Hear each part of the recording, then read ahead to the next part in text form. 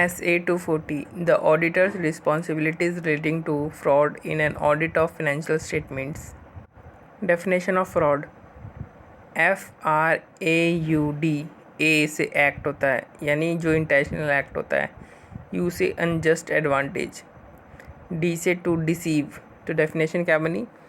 An intentional act by one or more individuals among the management, TCWG, employees, third parties to deceive, to mislead, or at least to conceal the truth to obtain an unjust or illegal advantage.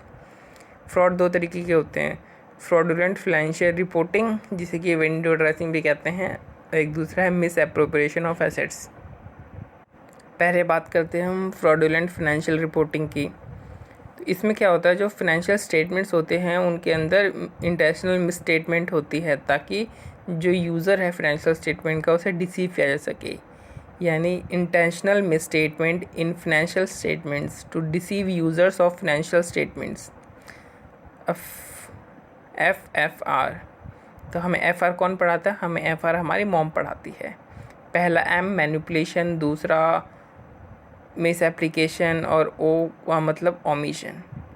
Manipulation में क्या होता है? Manipulation में हम गलत काम करते हैं या गलत को मैनिपुलेट करके सही कर देते हैं. तो यानी फॉल्सिफिकेशन और अल्टरेशन ऑफ अकाउंटिंग रिकॉर्ड्स और डॉक्यूमेंट्स. इसमें क्या क्या चीज़ आती हैं? फिक्टिशन जेनरलिटी को पास करना, रिकॉर्ड को सिग्निफिकेंट जो रिकॉर्ड होते हैं उनको अल्टर करना, अनयूजुअल पेमेंट के लिए. अब है O से ओमिशन. ओमिशन में P&L के आइटम आते हैं और बैलेंस शीट के अंडर आते हैं. P&L में हम मेनली टाइम डिफरेंस को कंसिडर करते हैं, जैसा इनकम की एडवांस रिकॉग्निशन करना, एक्सपेंस को डिले करना. बैलेंस शीट में नोट्स टू अकाउंट्स का सही से डिस्क्लोज नहीं करना, रिवोल्यूशन डिटेल्स को डिस्क्लोज नहीं करना, बोनस डिटेल्स को सही से डिस्क्लोज नहीं करना नोट्स टू अकाउंट्स में. अब है मिस एप्लीकेशन. मिस एप्लीकेशन मतलब मिस अप्लाई करना. किसको? अकाउंटिंग प्रिंसिपल्स को. यानी उनको ठीक से अप्लाई नहीं करना या फिर अप्लाई करने में ही झोल करना. ठीक से अप्लाई कैसे नहीं करेंगे? engaging in complex transactions so that AS is not applied properly. अब झोल कैसे करेंगे? Adjusting assumptions, judgments of depreciation, इस तरीके से. अब हम देखते हैं मिस एप्रोप्रिएशन ऑफ एसेट्स. ये दो तरीके की होती है. मिस एप्रोप्रिएशन ऑफ एसेट्स मतलब कि एसेट्स की चोरी, थेफ्ट ऑफ एसेट्स, दो तरीके की होती है. एक तो कैश का मिस एप्रोप्रिएशन हो सकता है और दूसरा स्टॉक या फिर अदर एसेट्स का मिस एप्रोप्रिएशन हो सकता है. कैश में क्या करेंगे हम? जो कैश में या तो कैश आता है तो जाता है, यानी रिसीट्स या तो होते पेमेंट होती है. तो इसमें क्या करेंगे? कैश रिसीट्स को सप्रेस करेंगे और कैश पेमेंट्स को इन्फ्लेट करेंगे. और जो मिस एप्रोप्रिएशन ऑफ स्टॉक होते हैं उसमें स्टॉक को स्टील करेंगे, गुड्स को, या फिर अपने पर्सनल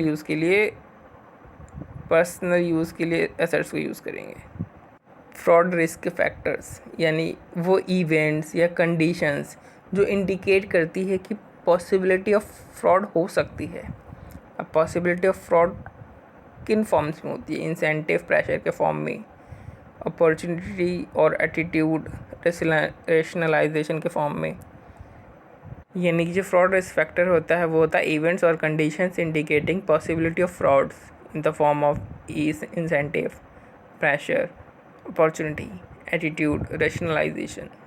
तो हमने दो तरीके के फ्रॉड पढ़े हैं, फ्रॉडुलेंट फाइनेंशियल रिपोर्टिंग और मिस एप्रोप्रिएशन ऑफ एसेट्स.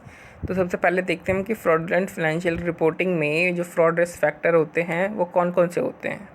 सबसे पहले हम देखेंगे इंसेंटिव या प्रेशर क्या होता है. इसकी स्टोरी बना रखी है कि इंडस्ट्री में कंपटीशन ज़्यादा होने की वजह से रैपिड चेंजेस बहुत ज़्यादा हो गया. इससे हमारी कैश फ्लोज नेगेटिव हो गई और हम बैंकरप्ट होने वाले थे. लेकिन जो कुछ कंपनीज़ हैं उन्हें हमें टेक ओवर का प्लान बनाने लगे कि ये बैंकरप्ट हो जाएंगे कि तो हम इन्हें टेक ओवर कर देंगे. बट वो लोग जिनका कि सिग्निफिकेंट फाइनेंशियल इंटरेस्ट था इस कंपनी में, उन्होंने अपनी पर्सनल गारंटी दे करके इसे बचा लिया. यानी competition, rapid changes, bankruptcy, negative cash flows, take over, significant financial interest, personal guarantees. अब आते हैं हम अपॉर्चुनिटी के बारे में. तो इसका हमने बना रखा है डोमिनोज़ के ऑपरेशन इंटरनेशनल बॉर्डर्स के बाहर भी लोकेटेड होते हैं. डोमिनोज मतलब ability to dominate in industry.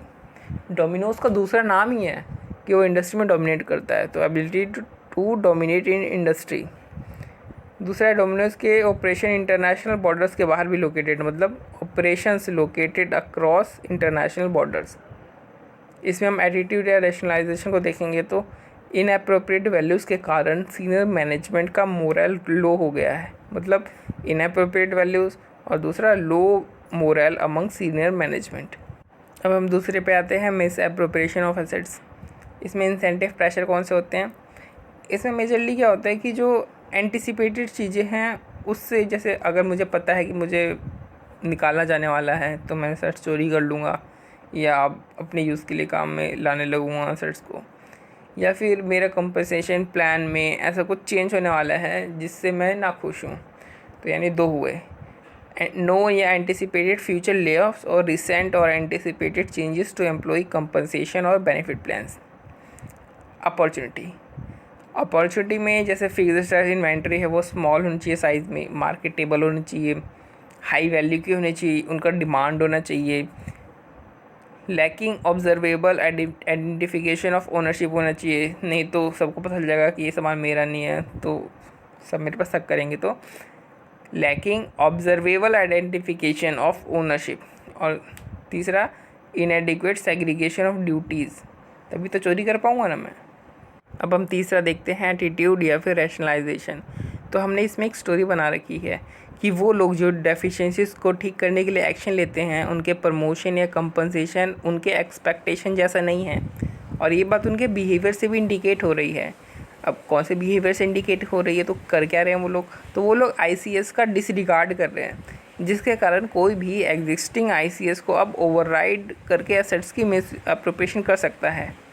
Actually बात यहाँ तक बिगड़ चुकी है कि अब ये लोग जो कि पहले डेफिशिएंसीज को ठीक करने के लिए एक्शन लेते थे, अब ये लोग मॉनिटरिंग की नीड को भी डिसरिगार्ड करने लग गए हैं।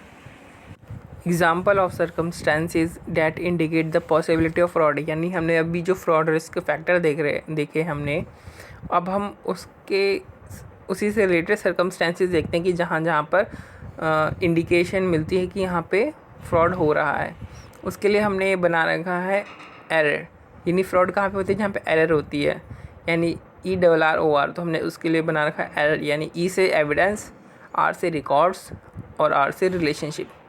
तो एविडेंस कैसी?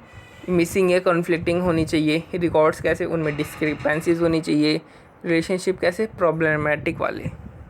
सबसे पहला है ई से एविडेंस, कॉन्फ्लिक्टिंग या मिसिंग एविडेंस। मिसिंग से हमें आता है याद RSS। आजकल बंगाल का चुनाव चल रहा है तो RSS के लोग मिसिंग हो रहे हैं, TMC वाले उन्हें उठवा रहे हैं, तो मिसिंग RSS। R से मतलब रिकॉर्ड्स कैसे?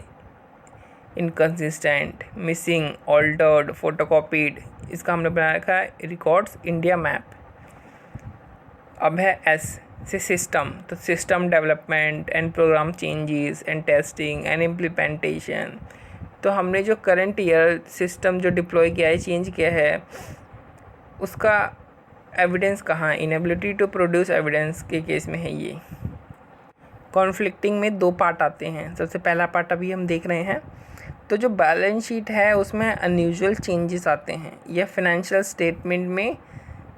स्टेटमेंट के रेशियोज़ और रिलेशनशिप में ट्रेंड आ जाता है, चेंज उनके ट्रेंड में चेंज आता है। तो फाइनेंशियल स्टेटमेंट रेशियो रिलेशनशिप के जो ट्रेंड है उसमें चेंज आता है, या बैलेंस शीट में अनयूजुअल चेंज आ जाता है। और जो कन्फर्मेशन है वो रिकॉर्ड के साथ मैच नहीं कर रही, इनकन्सिस्टेंट है। और जो मैनेजमेंट और उनके जो एम्प्लॉयज़ हैं उनका जो रिस्पॉन्स है वो वॉग है, या अनप्लॉजिबल है, या इनकन्सिस्टेंट है मैनेजमेंट से। हमने पहले पार्ट में क्या देखा? हमने देखा कि बैलेंस शीट के अंदर अनयूजुअल चेंजेस होना, फाइनेंशियल स्टेटमेंट रेशियोज रिलेशनशिप के ट्रेंड्स में चेंज होना, कन्फर्मेशन और रिकॉर्ड्स में इनकन्सिस्टेंसी होना, मैनेजमेंट एम्प्लॉयज़ का जो रिस्पॉन्स है वो वॉग, अनप्लॉजिबल होना, जो कि हमने उनसे पूछा था इंक्वायरी के दौरान। अब हम इनके दूसरे पार्ट में जाते हैं जो कि एसेट साइड वाला पार्ट है, जिसमें आता है इन्वेंट्री, डेटर और बैंक, यानी कि BID, बैंक, इन्वेंट्री और डेटर। इन्वेंट्री में इन्वेंट्री मिसिंग है एक बहुत ही सिग्निफिकेंट मैग्नीट्यूड की, या फिर अनएक्सप्लेन्ड आइटम्स आ रहे हैं रिकन्सिलेशन में, सिग्निफिकेंट वाले वो भी। अकाउंट्स रिसीवेबल यानी डेटर, यानी अभी डेटर के अकाउंट में जो रिसीवेबल का अकाउंट है उसमें कई सारे क्रेडिट एंट्रीज और एडजस्टमेंट पास की गई हैं। अनएक्सप्लेन्ड और इनएडिक्वेटली एक्सप्लेन डिफरेंसेस हैं। किसके डिफरेंसेस है? Customer statement versus account receivable का सब लेजर। और तीसरा क्या है कि हमने जो कन्फर्मेशन भेजा था वो एंटिसिपेशन से बहुत ही कम रिस्पांस आया है उसका, यानी अकाउंट रिसीवेबल में या फिर डेटर में 3 कि बहुत सारे हमने क्रेडिट एंट्री एडजस्टमेंट एंट्री पास कर रखी है, और जो कस्टमर स्टेटमेंट और अकाउंट रिसीवेबल सब लेजर का जो डिफरेंस है वो अनएक्सप्लेन्ड है या फिर अच्छे से एक्सप्लेन नहीं किया गया है एडिक्वेटली। और फिर जो कन्फर्मेशन है वो एंटिसिपेटेड से उसके बहुत ही फ्यूअर रिस्पॉन्स आ रखे हैं। और बैंक में जब हम चेक भेजते हैं तो अगर चेक कैंसिल होता है तो वो हमारे पास अवेलेबल नहीं है, यानी non existence of cancelled cheques. ई ख़त्म हो गया। अब हम आर को देखते हैं। आर से है रिकॉर्ड्स, जिनमें क्या है डिस्क्रिपेंसीज हैं। तो स्टोरी ये है कि ऑडिटर को एलिजिड फ्रॉड की कंप्लेंट की गई कि किसी ने फाइनेंशियल रिजल्ट्स में लास्ट मिनट में सिग्निफिकेंट एडजस्टमेंट कर दिया है। अब ये सुनते ही ऑडिटर के कान खड़े हो गए।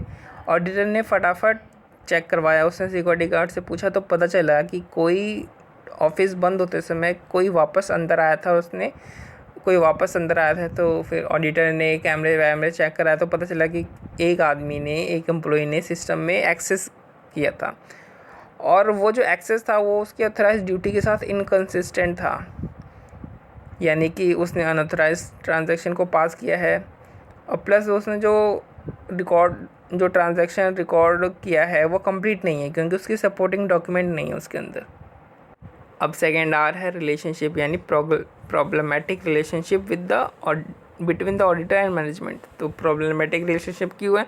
क्योंकि जो मैनेजमेंट है वो डॉट्स की टैबलेट नहीं लेता है, उसको दिन में 2 बार डॉट्स की टैबलेट लेनी है लेकिन वो लेता नहीं है।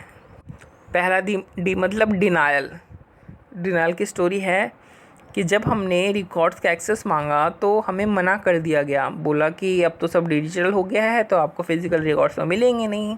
तो हमने बोला अच्छा ये बात है तो हमें की इलेक्ट्रॉनिक फाइल्स का एक्सेस ही दे दो डिजिटली, हम उसको कैट से टेस्ट कर सकते हैं फिर। तो उन्होंने वो भी मना कर दिया। अच्छा, हमने बोला कोई बात नहीं, अपने आईटी ऑपरेशंस के स्टाफ और फैसिलिटीज़ का एक्सेस दे दो, तो उसने वो भी मना कर दिया। हमने बोला भैया तो हर बात में मना कर रहा है, हम तेरी कंप्लेन कर देंगे, तो उसने TCWG से प्राइवेट मीटिंग करने से भी हमें मना कर दिया। हद है भाई साहब। मतलब जब हमने उससे रिकॉर्ड्स का एक्सेस मांगा, की इलेक्ट्रॉनिक फाइल्स का एक्सेस मांगा कैट से चेक करने के लिए, आईटी ऑपरेशंस के स्टाफ और फैसिलिटी का एक्सेस मांगा, और TCWG से प्राइवेट मीटिंग का एक्सेस मांगा, तो उसने इन चारों में हमें मना कर दिया। दूसरा डी है डिले, यानी अनयूजुअल डिले करना इन्फॉर्मेशन को प्रोवाइड करने में। फिर आता है ओ, यानी ओ में हम अदर्स में डालते हैं कि इसमें पॉलिसीज़ जो हैं वो इंडस्ट्री नॉर्म्स के अकॉर्डिंग नहीं हैं, और जो फ्रीक्वेंट चेंजेस हैं हमारे अकाउंटिंग एस्टिमेशन में वो ऐसा अपीयर नहीं हो रहा है कि वो सर्कमस्टेंसेस के चेंज होने के कारण हुए हों। यानी ओ में 2 कि हमारी जो पॉलिसीज़ और इंडस्ट्री नॉर्म के साथ मैच नहीं कर रही है, और जो अकाउंटिंग एस्टिमेट्स जो बार बार चेंज हो रहे हैं वो सर्कमस्टेंसेस के कारण नहीं हो रहे हैं। अब आता है टी, यानी time, undue time pressure create करना मैनेजमेंट द्वारा कॉम्प्लेक्स प्रॉब्लम्स को सॉल्व करने के लिए। ठीक है, अब आता है इसमें फिर एक आता है मैनेजमेंट।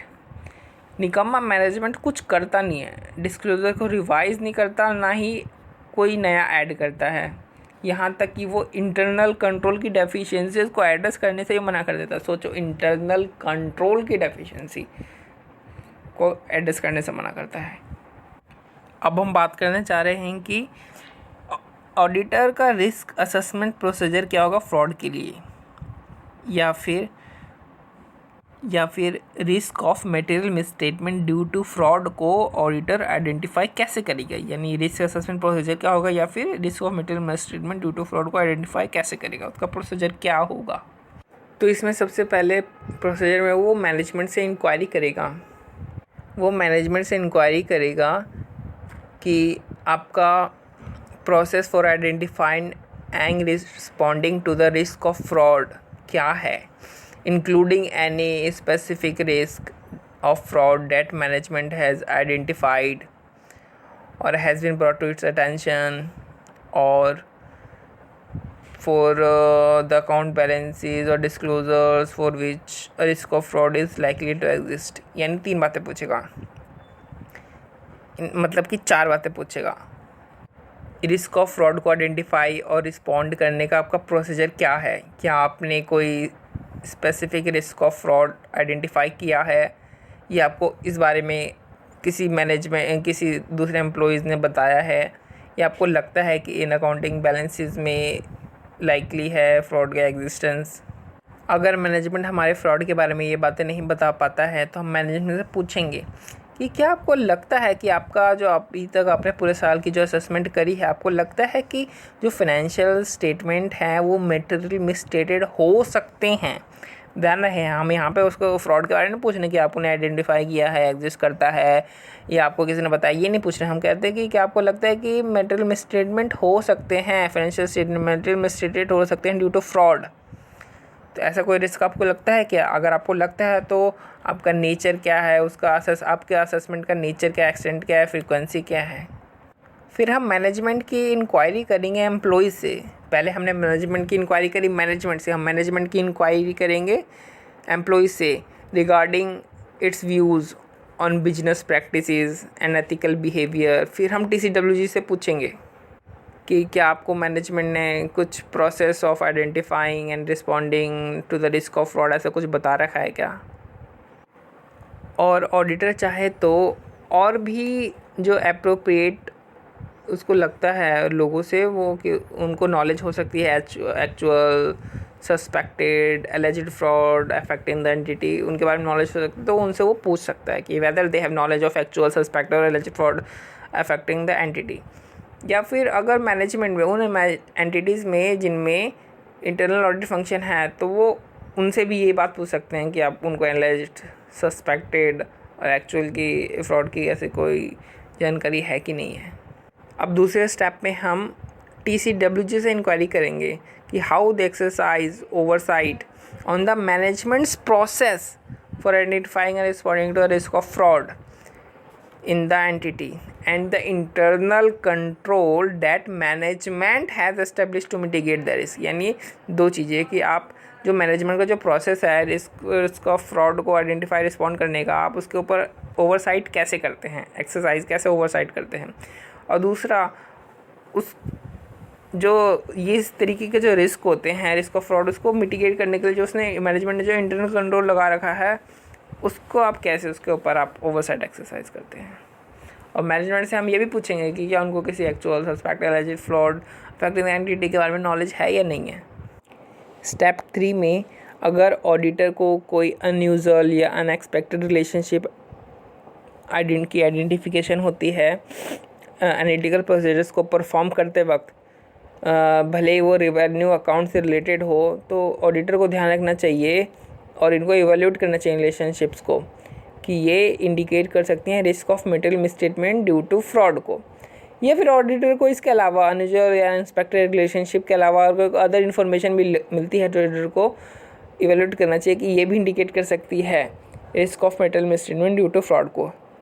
अब अपने स्टेप 4 यानी सबसे लास्ट स्टेप में ऑडिटर ने जो भी स्टेप 1 में जो मैनेजमेंट की इंक्वायरी करी है, भले वो मैनेजमेंट से करी हो, TCWG से करी हो, एम्प्लॉय से करी हो, इंटरनल ऑडिट फंक्शन में करी हो, अदर अप्रोप्रिएट पर्सन के साथ करी हो, सेकंड स्टेप में TCWG के साथ करी हो, थर्ड स्टेप में खुद ही उसने एनालिटिकल प्रोसेस करते वक्त जो उसको अनएक्सपेक्टेड रिलेशनशिप या अदर इन्फॉर्मेशन मिले हैं उन सब की, अब ये इन तीनों स्टेप की जो इन्फॉर्मेशन इसको मिली है उसको इवैल्यूएट करेगा। यानी whether the information obtained from risk assessment procedures and its related activities indicate one or more fraud risk factors or not। तो अगर fraud risk factor है तो इसका मतलब ये नहीं है कि fraud हुआ है, बट जहाँ पे fraud होता है वहाँ पे देखा जाता है जनरली कि वहाँ पे fraud risk factor ये ऑलरेडी होते हैं। स्टेप 3 में जो हमने बात करी थी अनयूजुअल और अनएक्सपेक्टेड रिलेशनशिप की आइडेंटिफिकेशन के बारे में तो हमने बोला था कि अगर उसमें कोई रेवेन्यू अकाउंट है, रेवेन्यू अकाउंट के अंदर आपको अगर कोई रिलेशनशिप या ऐसा कुछ आपको मिलता है तो आपको उसको इवेल्यूएट करना चाहिए। तो अब हम इसको देखेंगे कि अब इसमें है फ्रॉड रिस्क को कैसे इवेल्यूएट करेंगे, आइडेंटिफाई करेंगे रेवेन्यू अकाउंट में। तो रेवेन्यू रिकॉग्निशन में हम प्रिजम्पशन लेके चलेंगे कि रिस्क ऑफ फ्रॉड है ऑलरेडी, लेकिन अगर हम रिस्क ऑफ फ्रॉड कहते हैं कि नहीं है तो उसके लिए हम डॉक्यूमेंटेशन करेंगे कि हम लिखेंगे डॉक्यूमेंट में कि क्यों रिस्क ऑफ फ्रॉड नहीं है, या हम ये वाली प्रिजम्पशन नहीं लेकर के चलेंगे तो भी हम डॉक्यूमेंट में लिखेंगे कि क्यों रिस्क ऑफ फ्रॉड नहीं है, या हम प्रिजम्पशन लेकर के नहीं चल रहे हैं। और ऑडिटर को जो रेवेन्यू रिकॉग्निशन में जो risk of material misstatement due to fraud जिसको मिला है, रिस्क मिला है, उसको वो ट्रीट करेगा उसको सिग्निफिकेंट रिस्क की तरह, और दोबारा से अगर उसे नहीं कर रखी है तो अंडरस्टैंड करेगा एंटिटी के रिलेटेड कंट्रोल्स के बारे में। अब ड्यू टू फ्रॉड या फ्रॉड से रिजल्टेंट जो सर्कमस्टेंसेस, जो एक्सेप्शनल सर्कमस्टेंसेस वो एनकाउंटर कर रहा है और उसको लगता है कि वो आगे कंटिन्यू नहीं कर पाएगा, तो ये अपनी ये जो प्रॉब्लम है वो एज़ पर लीगल और प्रोफेशनल रिक्वायरमेंट, यानी दोनों रिक्वायरमेंट, लीगल प्रोफेशनल दोनों रिक्वायरमेंट के तहत अप्रोप्रिएट अथॉरिटीज़ को रिपोर्ट करेगा। और उसको लगता है कि नहीं मेरे को तो करना ही है, ऐसा नहीं है कि मेरा कंटिन्यू मैं आगे कर पाऊँगा नहीं कर पाऊँगा, उसको लगता है कि नहीं मैं तो नहीं कर रहा हूँ, तो वो क्या करेगा कि वो इन्फॉर्म करेगा मैनेजमेंट को और मैनेजमेंट के साथ डिस्कस करेगा। पहले इन्फॉर्म करेगा कि सर मैं जा रहा हूँ, मैं नहीं कर सकता, फिर मैनेजमेंट के साथ डिस्कशन करेगा और TCWG के साथ भी वो डिस्कशन करेगा, और फिर अपने डिसीजन को जो है वो रिपोर्ट करेगा उन पर्सन्स को जो कि और अथॉरिटीज़ को जो कि लीगल और रेगुलेटरी रिक्वायरमेंट के हिसाब से उसको करनी है। 250 Consideration of laws and regulations in an audit of financial statements. Auditor general understanding लेगा लीगल और रेगुलेटरी फ्रेमवर्क की जो कि एंटिटी और उसके इंडस्ट्री के ऊपर लगते हैं, और ये देखेगा कि how the entity is complying with that framework. वो लॉज जिनका डायरेक्ट इफ़ेक्ट होता है मटेरियल अमाउंट के डिटर्मिनेशन और डिस्क्लोजर्स पर, ऑडिटर उनकी कंप्लायंस चेक करेगा और उनके कंप्लायंस के regarding sufficient and appropriate audit evidence को ऑब्टेन करेगा। और अदर लॉज जिनका भी मटेरियल इफेक्ट होता है, ऑडिटर उनके नॉन कंप्लायंस को चेक करेगा। नॉन कंप्लायंस को चेक करते वक्त ऑडिटर मैनेजमेंट और TCWG से इंक्वायरी करेगा कि इन सभी लॉज और रेगुलेशंस का कंप्लायंस हो रहा है या नहीं, और कॉरेस्पॉन्डेंस को इंस्पेक्ट करेगा अगर कोई हुआ है लाइसेंसिंग या रेगुलेटरी अथॉरिटी के साथ। तो अभी हमने दो तरीके के लॉ देखे हैं, वो लॉ जिनका डायरेक्ट इफेक्ट होता है मटेरियल अमाउंट के डिटर्मिनेशन और डिस्क्लोजर्स पर, और दूसरे वो लॉ जिनका डायरेक्ट इम्पैक्ट तो नहीं होता है बट इनडायरेक्टली मटेरियल इम्पैक्ट हो सकता है। अब हम वो लॉ की बात करेंगे जो कि जनरली अप्लाई नहीं होते हैं, but still in the absence of non-compliance, in the absence of identified or suspected non-compliance, the auditor will not perform the audit procedure, but he shall remain alert to the possibility that the other audit procedures applied may bring instances of non-complied or suspected non-compliance with laws and regulations to the auditor's attention. और last में auditor matter को close करने के लिए TCWG या फिर management से written representation लेगा कि जितने भी नॉन इंस्टेंसेस थे non compliance, identified non compliance और सस्पेक्टेड नॉन कंप्लायंस को उनका इफ़ेक्ट फाइनेंशियल स्टेटमेंट में लिया गया है और सेम ऑडिटर को बताया जा चुका है। इंडिकेटर्स ऑफ नॉन कंप्लायंस, इसकी स्टोरी बना रखी है।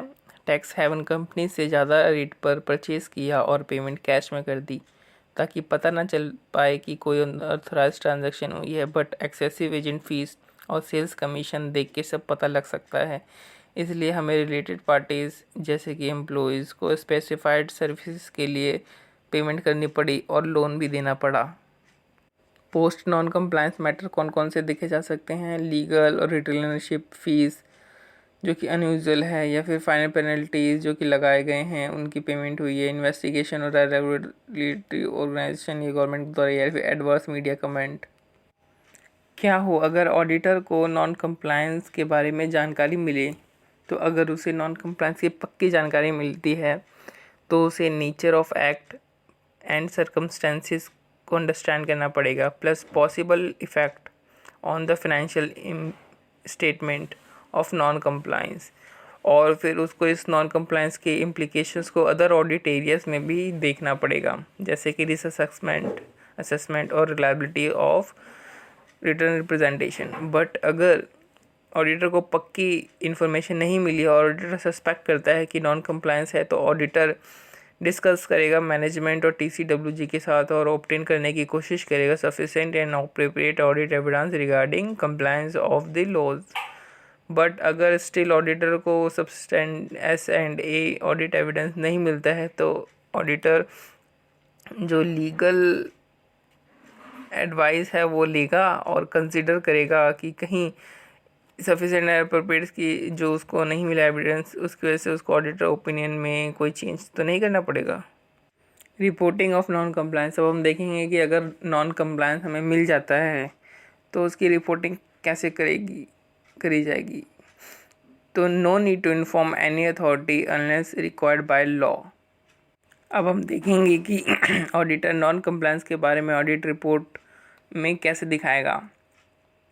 अगर ऑडिटर को लगता है कि नॉन कंप्लायंस है, मतलब कि उसे पूरा विश्वास नहीं है, उसको शक है कि सस्पेक्टेड नॉन कंप्लायंस है, लेकिन management precludes from obtaining the sufficient and appropriate audit evidence to confirm the same, तो उसमें क्वालिफाई और डिस्क्लेम करेगा।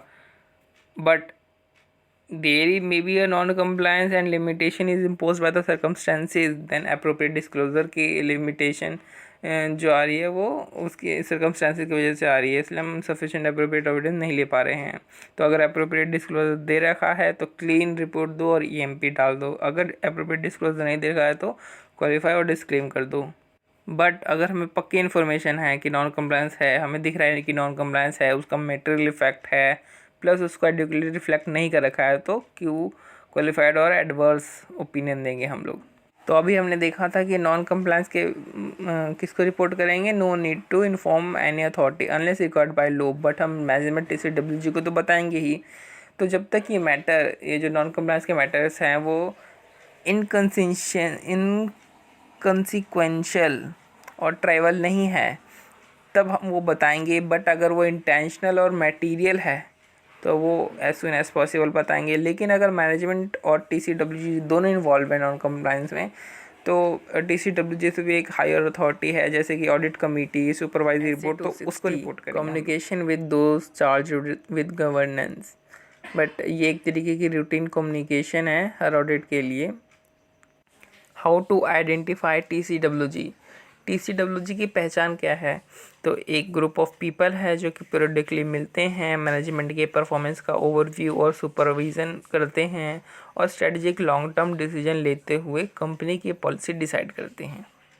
TCWG एंटिटी के इंटीग्रल पार्ट हो सकता है, एंटिटी के इंटीग्रल पार्ट नहीं भी हो सकता है। TCWG मैनेजमेंट से डिफरेंट हो सकता है, या मैनेजमेंट और TCWG दोनों सेम भी हो सकते हैं। ऑडिटर एंटिटी के गवर्नेंस स्ट्रक्चर में एप्रोप्रिएट पर्सन को डिटरमाइन करेगा, आइडेंटिफाई करेगा उससे कम्युनिकेट करने के लिए।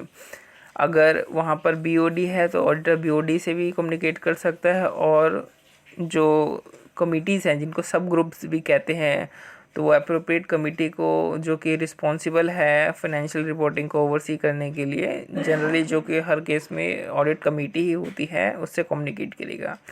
तो मतलब कि एंटिटी के गवर्नेंस स्ट्रक्चर में दो चीज़ें होती है, एक बोर्ड ऑफ डायरेक्टर्स होते हैं और दूसरा कमेटी यानी सब ग्रुप्स होते हैं।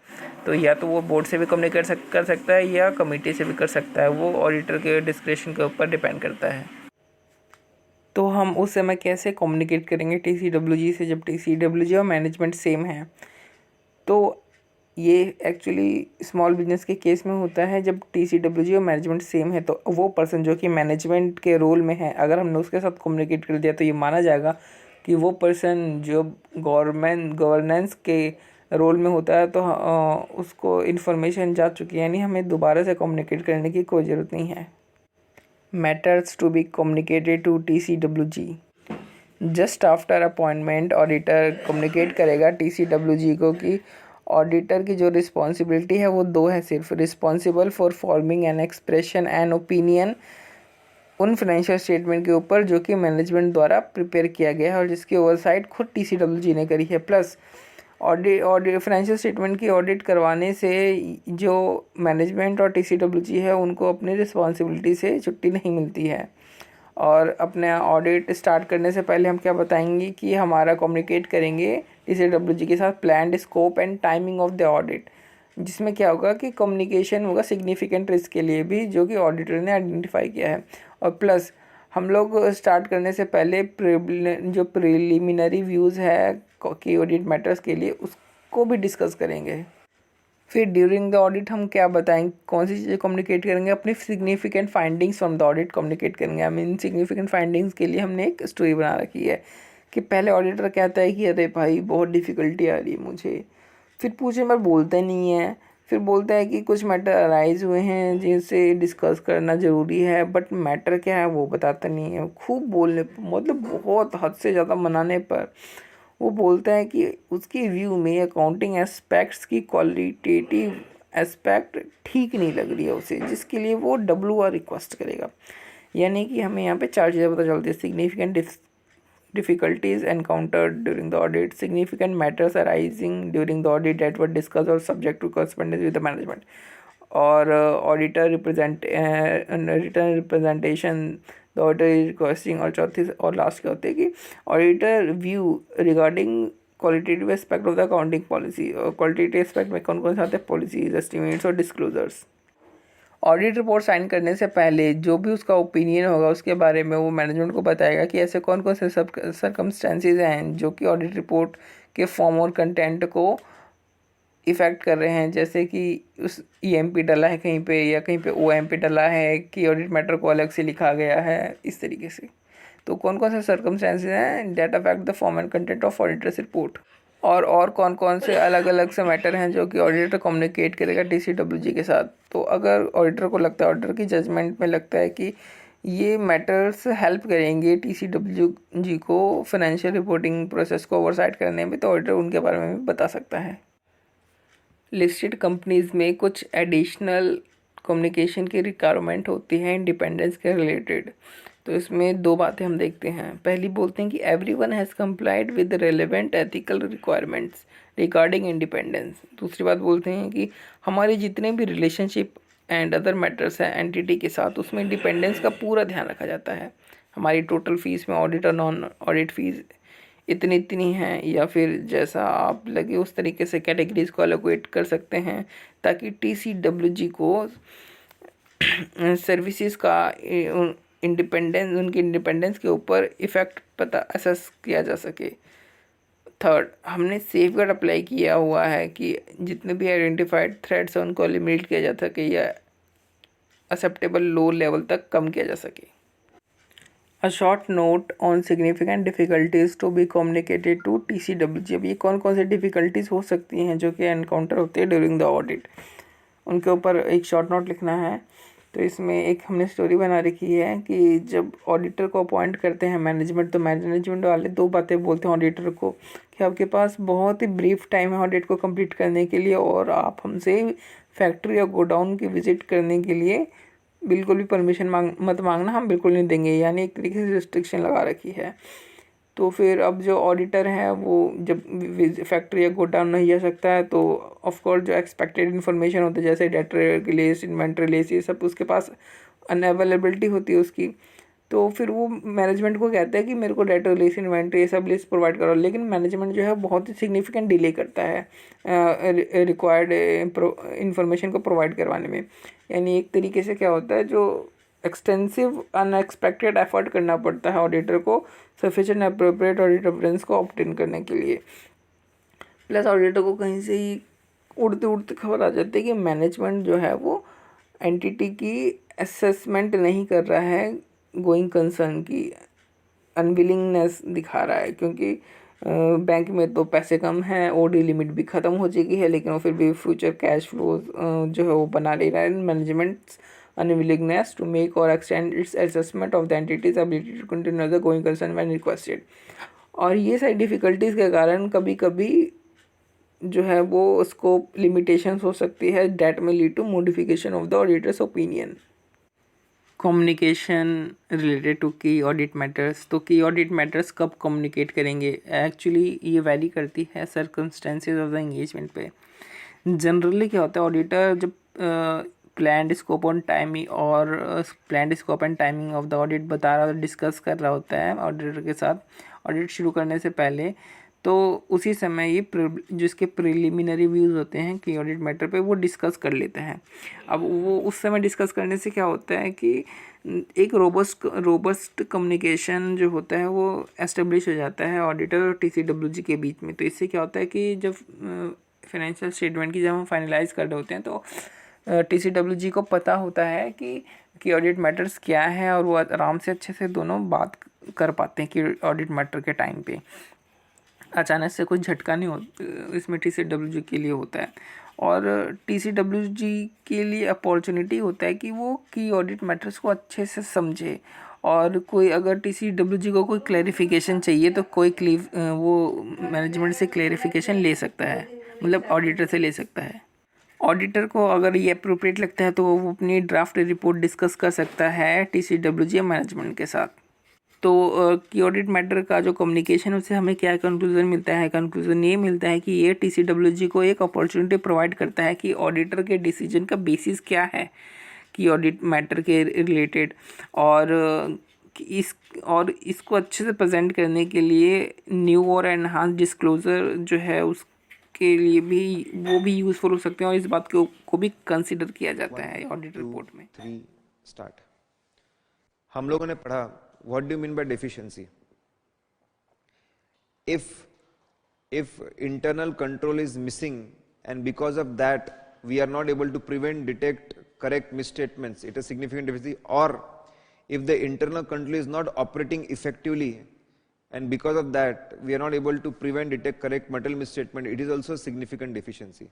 पूरा internal control system ही missing होना, या फिर it is not operating effectively and because of that there is no prevention, detection और करेक्शन, तो it leads to significant deficiency. ये स्टैंडर्ड हमको ये नहीं समझाता कि कैसे ऑडिट प्रोसीजर परफॉर्म करना, क्या परफॉर्म करना, ये हमको सिर्फ कम्युनिकेशन के बारे में बताता है। 4 स्टेप्स बताता है। Step number 1, whenever you find that some system is missing or it is not operating effectively, think about it. Can it lead to material misstatement? Can it lead to will it lead to material misstatement? Whether because of that there will not be prevention, detection or correction of material misstatement. अगर ऐसा है, if this is the case, correct? If this is the case, that will be called as deficiency. Step number 1 पहले देखो, is it a deficiency? अगर deficiency है तो फिर लगाओ step number 2, is it a significant deficiency? क्या likelihood, probability of misstatement and magnitude of misstatement is going to be high? ठीक है। Step number 3, communication to TCWG. Communicate in writing all the significant deficiencies to TCWG. जितनी deficiencies सब बताओ in writing में. Step number 4, communication to management. Communicate all significant deficiencies in writing to management unless it is inappropriate. अगर वो खुद भी involved है तो उनको communicate मत करो, ठीक है। Communicate other deficiencies also unless someone else has already reported. किसी और ने रिपोर्ट कर दिया, छोड़ दो। एक लेटर लिखना पड़ता है, उसको मैनेजमेंट लेटर बोलते हैं, लेटर ऑफ वीकनेस बोलते हैं। क्या लिखना पड़ता है उसमें? Description of internal control deficiency. Purchase में क्या प्रॉब्लम है, वेजेस में क्या प्रॉब्लम है, ठीक है, आपके फिक्स एसेट के वेरिफिकेशन में क्या प्रॉब्लम है, जो भी डेफिशिएंसीज है उसको आप एक्सप्लेन करो। एक्सप्लेन ऑल दी डेफिशिएंसीज, ठीक है। नाउ उसके बाद में गिव सफिशिएंट इंफॉर्मेशन, कितने ट्रांजैक्शंस इन्वॉल्व है, क्या वॉल्यूम इन्वॉल्व है, ताकि लोग समझ सके कितना बड़ा एक्सपोजर है, कितनी बड़ी गलती हो सकती है इसकी वजह से। फिर बाद में समझाओ, मेरा पर्पस था to give opinion financial statement, मेरा पर्पस तो कभी था ही नहीं to give opinion internal control systems. वो तो इंटरनल कंट्रोल सिस्टम में चेक करता हूं because it is required as per standards on auditing to understand, test, control, so that on that basis I can design audit procedure इसलिए किया मैंने, मेरे इसमें आता ही नहीं सर। मेरे report it is there can be other deficiencies also. मेरे letter को सर्टिफिकेट रिपोर्ट मत ट्रीट करना, इसका मिसयूज मत करना। हाँ, लॉ के हिसाब से जो इंटरनल फाइनेंशियल कंट्रोल और फाइनेंशियल रिपोर्टिंग पे रिपोर्ट देना है वो तो दे ही दूंगा मैं तुमको, लेकिन लोगों को अलर्ट करना जरूरी है, मेरे लेटर का मिसयूज मत करो।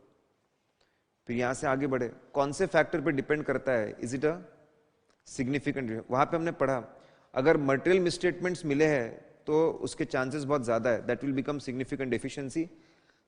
लेकिन कभी कभी मिलना जरूरी नहीं है, अगर लाइकलीहुड भी है तो भी वो सिग्निफिकेंट डेफिशिएंसी बन सकता है। फैक्टर्स है वेरी अमेजिंग फ्लॉस, ठीक है, अगर वेरी अमेजिंग फ्लॉस है तो it can be significant, there can be significant deficiency. V stand for volume, अगर वॉल्यूम ऑफ एक्टिविटीज बहुत ज्यादा है in the area of deficiency it can become significant deficiency, ठीक है।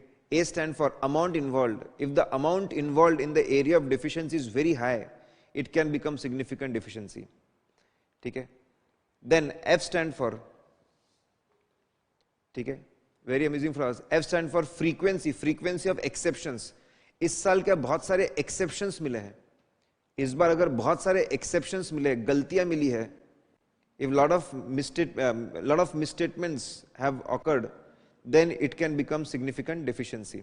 L stand for likelihood, अगर likelihood बहुत ज्यादा है it can become significant deficiency. O stand for other deficiencies. Other deficiencies जो है ये deficiency के साथ combine करके और adverse impact होने वाला है। पॉलिसी नहीं है इनकी, कोल की कोई पॉलिसी नहीं है, सुपरवाइजर नया है, बाकी डेफिशिएंसीज मिलाकर it is going to increase problem, again significant deficiency बन सकता है। S stand for susceptibility, nature of asset ही ऐसा है, नेचर ऑफ एसेट और लायबिलिटी ऐसा है।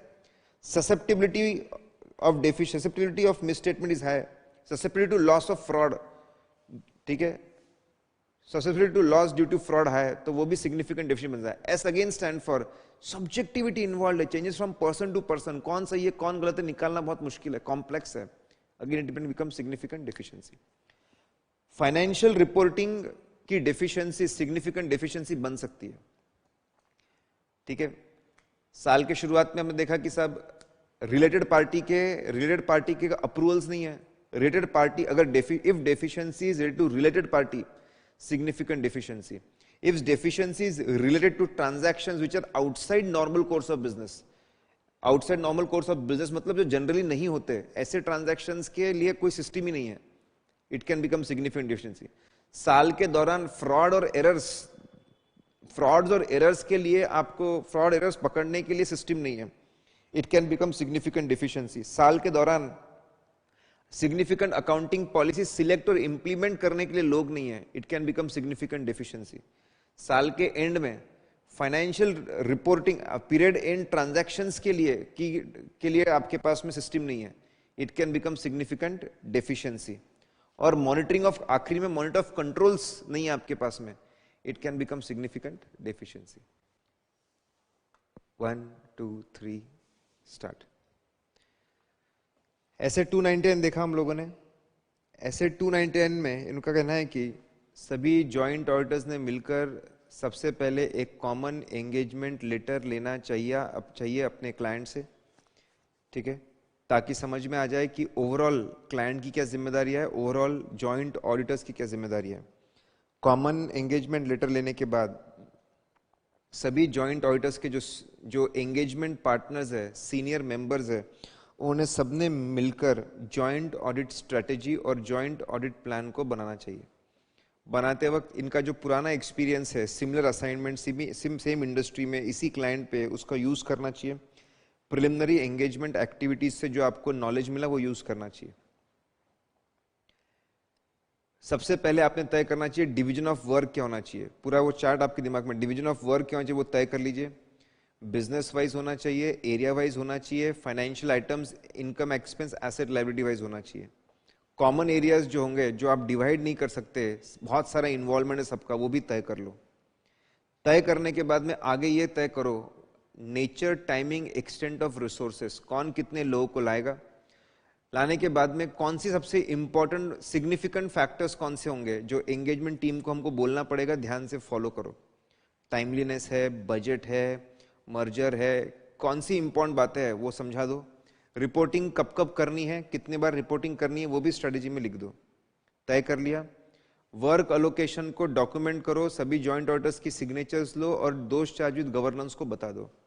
ये बन गई हमारी जॉइंट ऑडिट स्ट्रेटेजी और ये बन गया हमारा joint audit plan.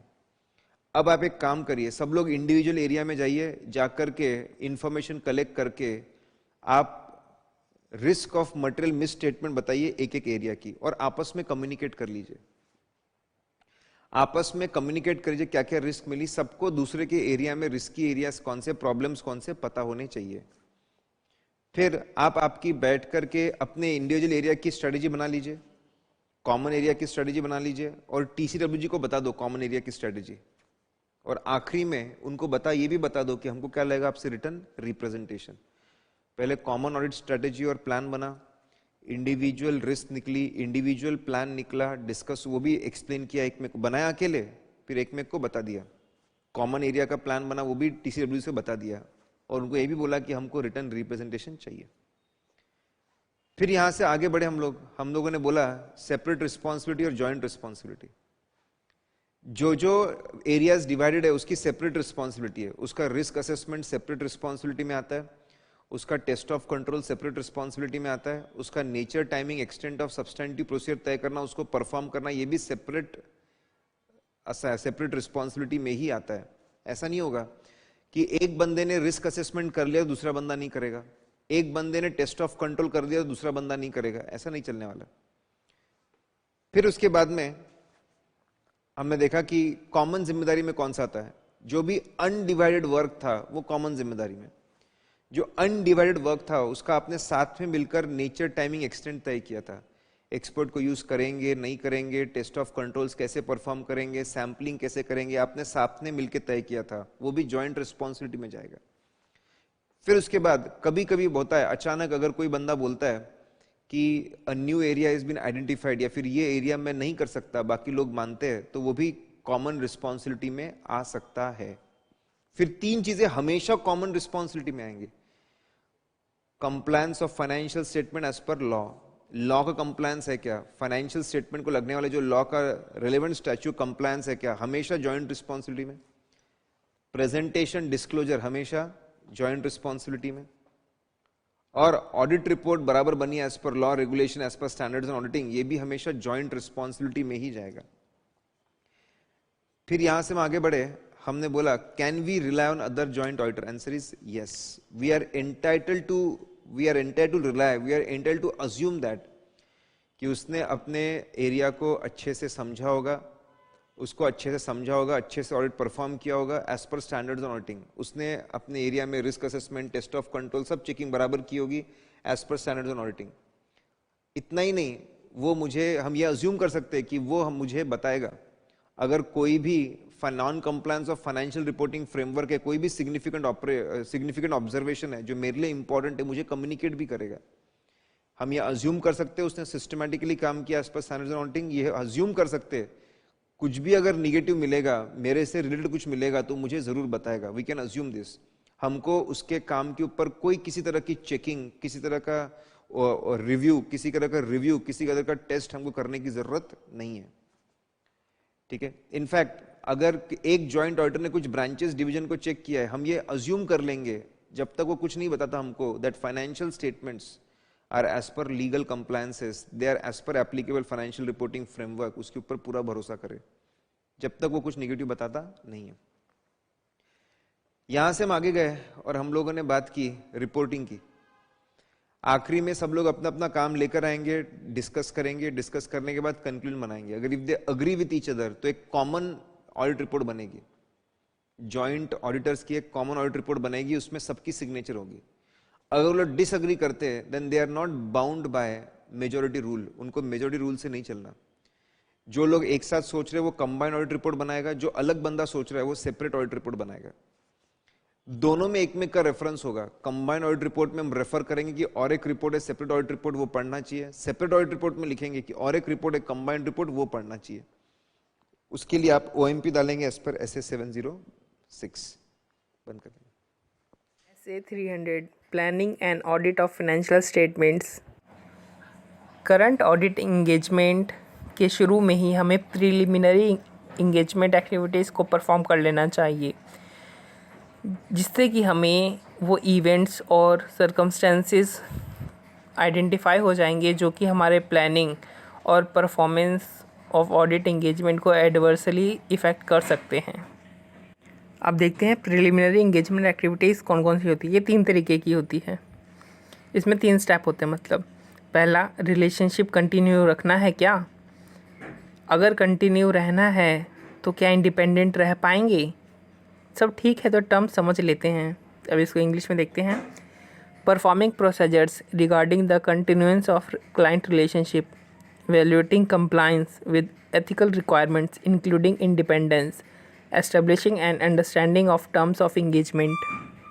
Preliminary engagement activities को परफॉर्म करने से जो ऑडिटर है वो ऐसी इंगेजमेंट प्लान कर सकता है जिसमें कोई मिसअंडरस्टैंडिंग नहीं है क्लाइंट के साथ टर्म्स ऑफ इंगेजमेंट को लेकर के, और ऑडिटर अपनी नेसेसरी इंडिपेंडेंस को मेंटेन रख सकता है एबिलिटी को परफॉर्म करते वक्त, और मैनेजमेंट की इंटीग्रिटी में कोई इश्यूज़ नहीं है, और ऑडिटर विलिंगनेस है इंगेजमेंट को कंटिन्यू रखने के लिए। तो मतलब कि प्रिलिमिनरी इंगेजमेंट एक्टिविटीज़ को परफॉर्म करके ऑडिटर एक ऐसे प्लान ऑफ ऑडिट इंगेजमेंट को तैयार कर सकता है जिसमें कि ये तीनों चीज़ें होंगी। कौन सी तीनों चीज़ें? क्लाइंट के साथ कोई मिसअंडरस्टैंडिंग नहीं, टर्म्स ऑफ इंगेजमेंट को लेकर के ऑडिटर अपनी नेसेसरी इंडिपेंडेंस को बनाए रख सकता है परफॉर्म करते वक्त, मैनेजमेंट की इंटीग्रिटी के साथ कोई इशू नहीं है जिसके कारण कि ऑडिटर विलिंगनेस नहीं होगा कंटिन्यू इंगेजमेंट करने के लिए। ऑडिट इंगेजमेंट को प्लान करने में सबसे पहला स्टेप आता है ओवरऑल ऑडिट स्ट्रेटजी को एस्टेब्लिश करना। इसके लिए हमने निमोनिक बना रखा है RCRPF। R से resources determining NTE of procedures, C से identifying characteristics of engagement that defines its scope, in characteristics that defines its scope। फिर R, consider the result of preliminary engagement activities। फिर P, ascertain the reporting objectives of the engagement to plan the timing of audit and the nature of communication required। यानी to plan the timing of audit and the nature of communication required, ascertain the reporting objectives of the engagement। F, consider the factors that are significant in directing the engagement team's effort। अब वो significant factors कौन से हैं उसके लिए हमने भी एक और दोबारा बना रखा है CRIM, CRIM, CRIM। C से change, R से risk, I से internal control system, M से materiality।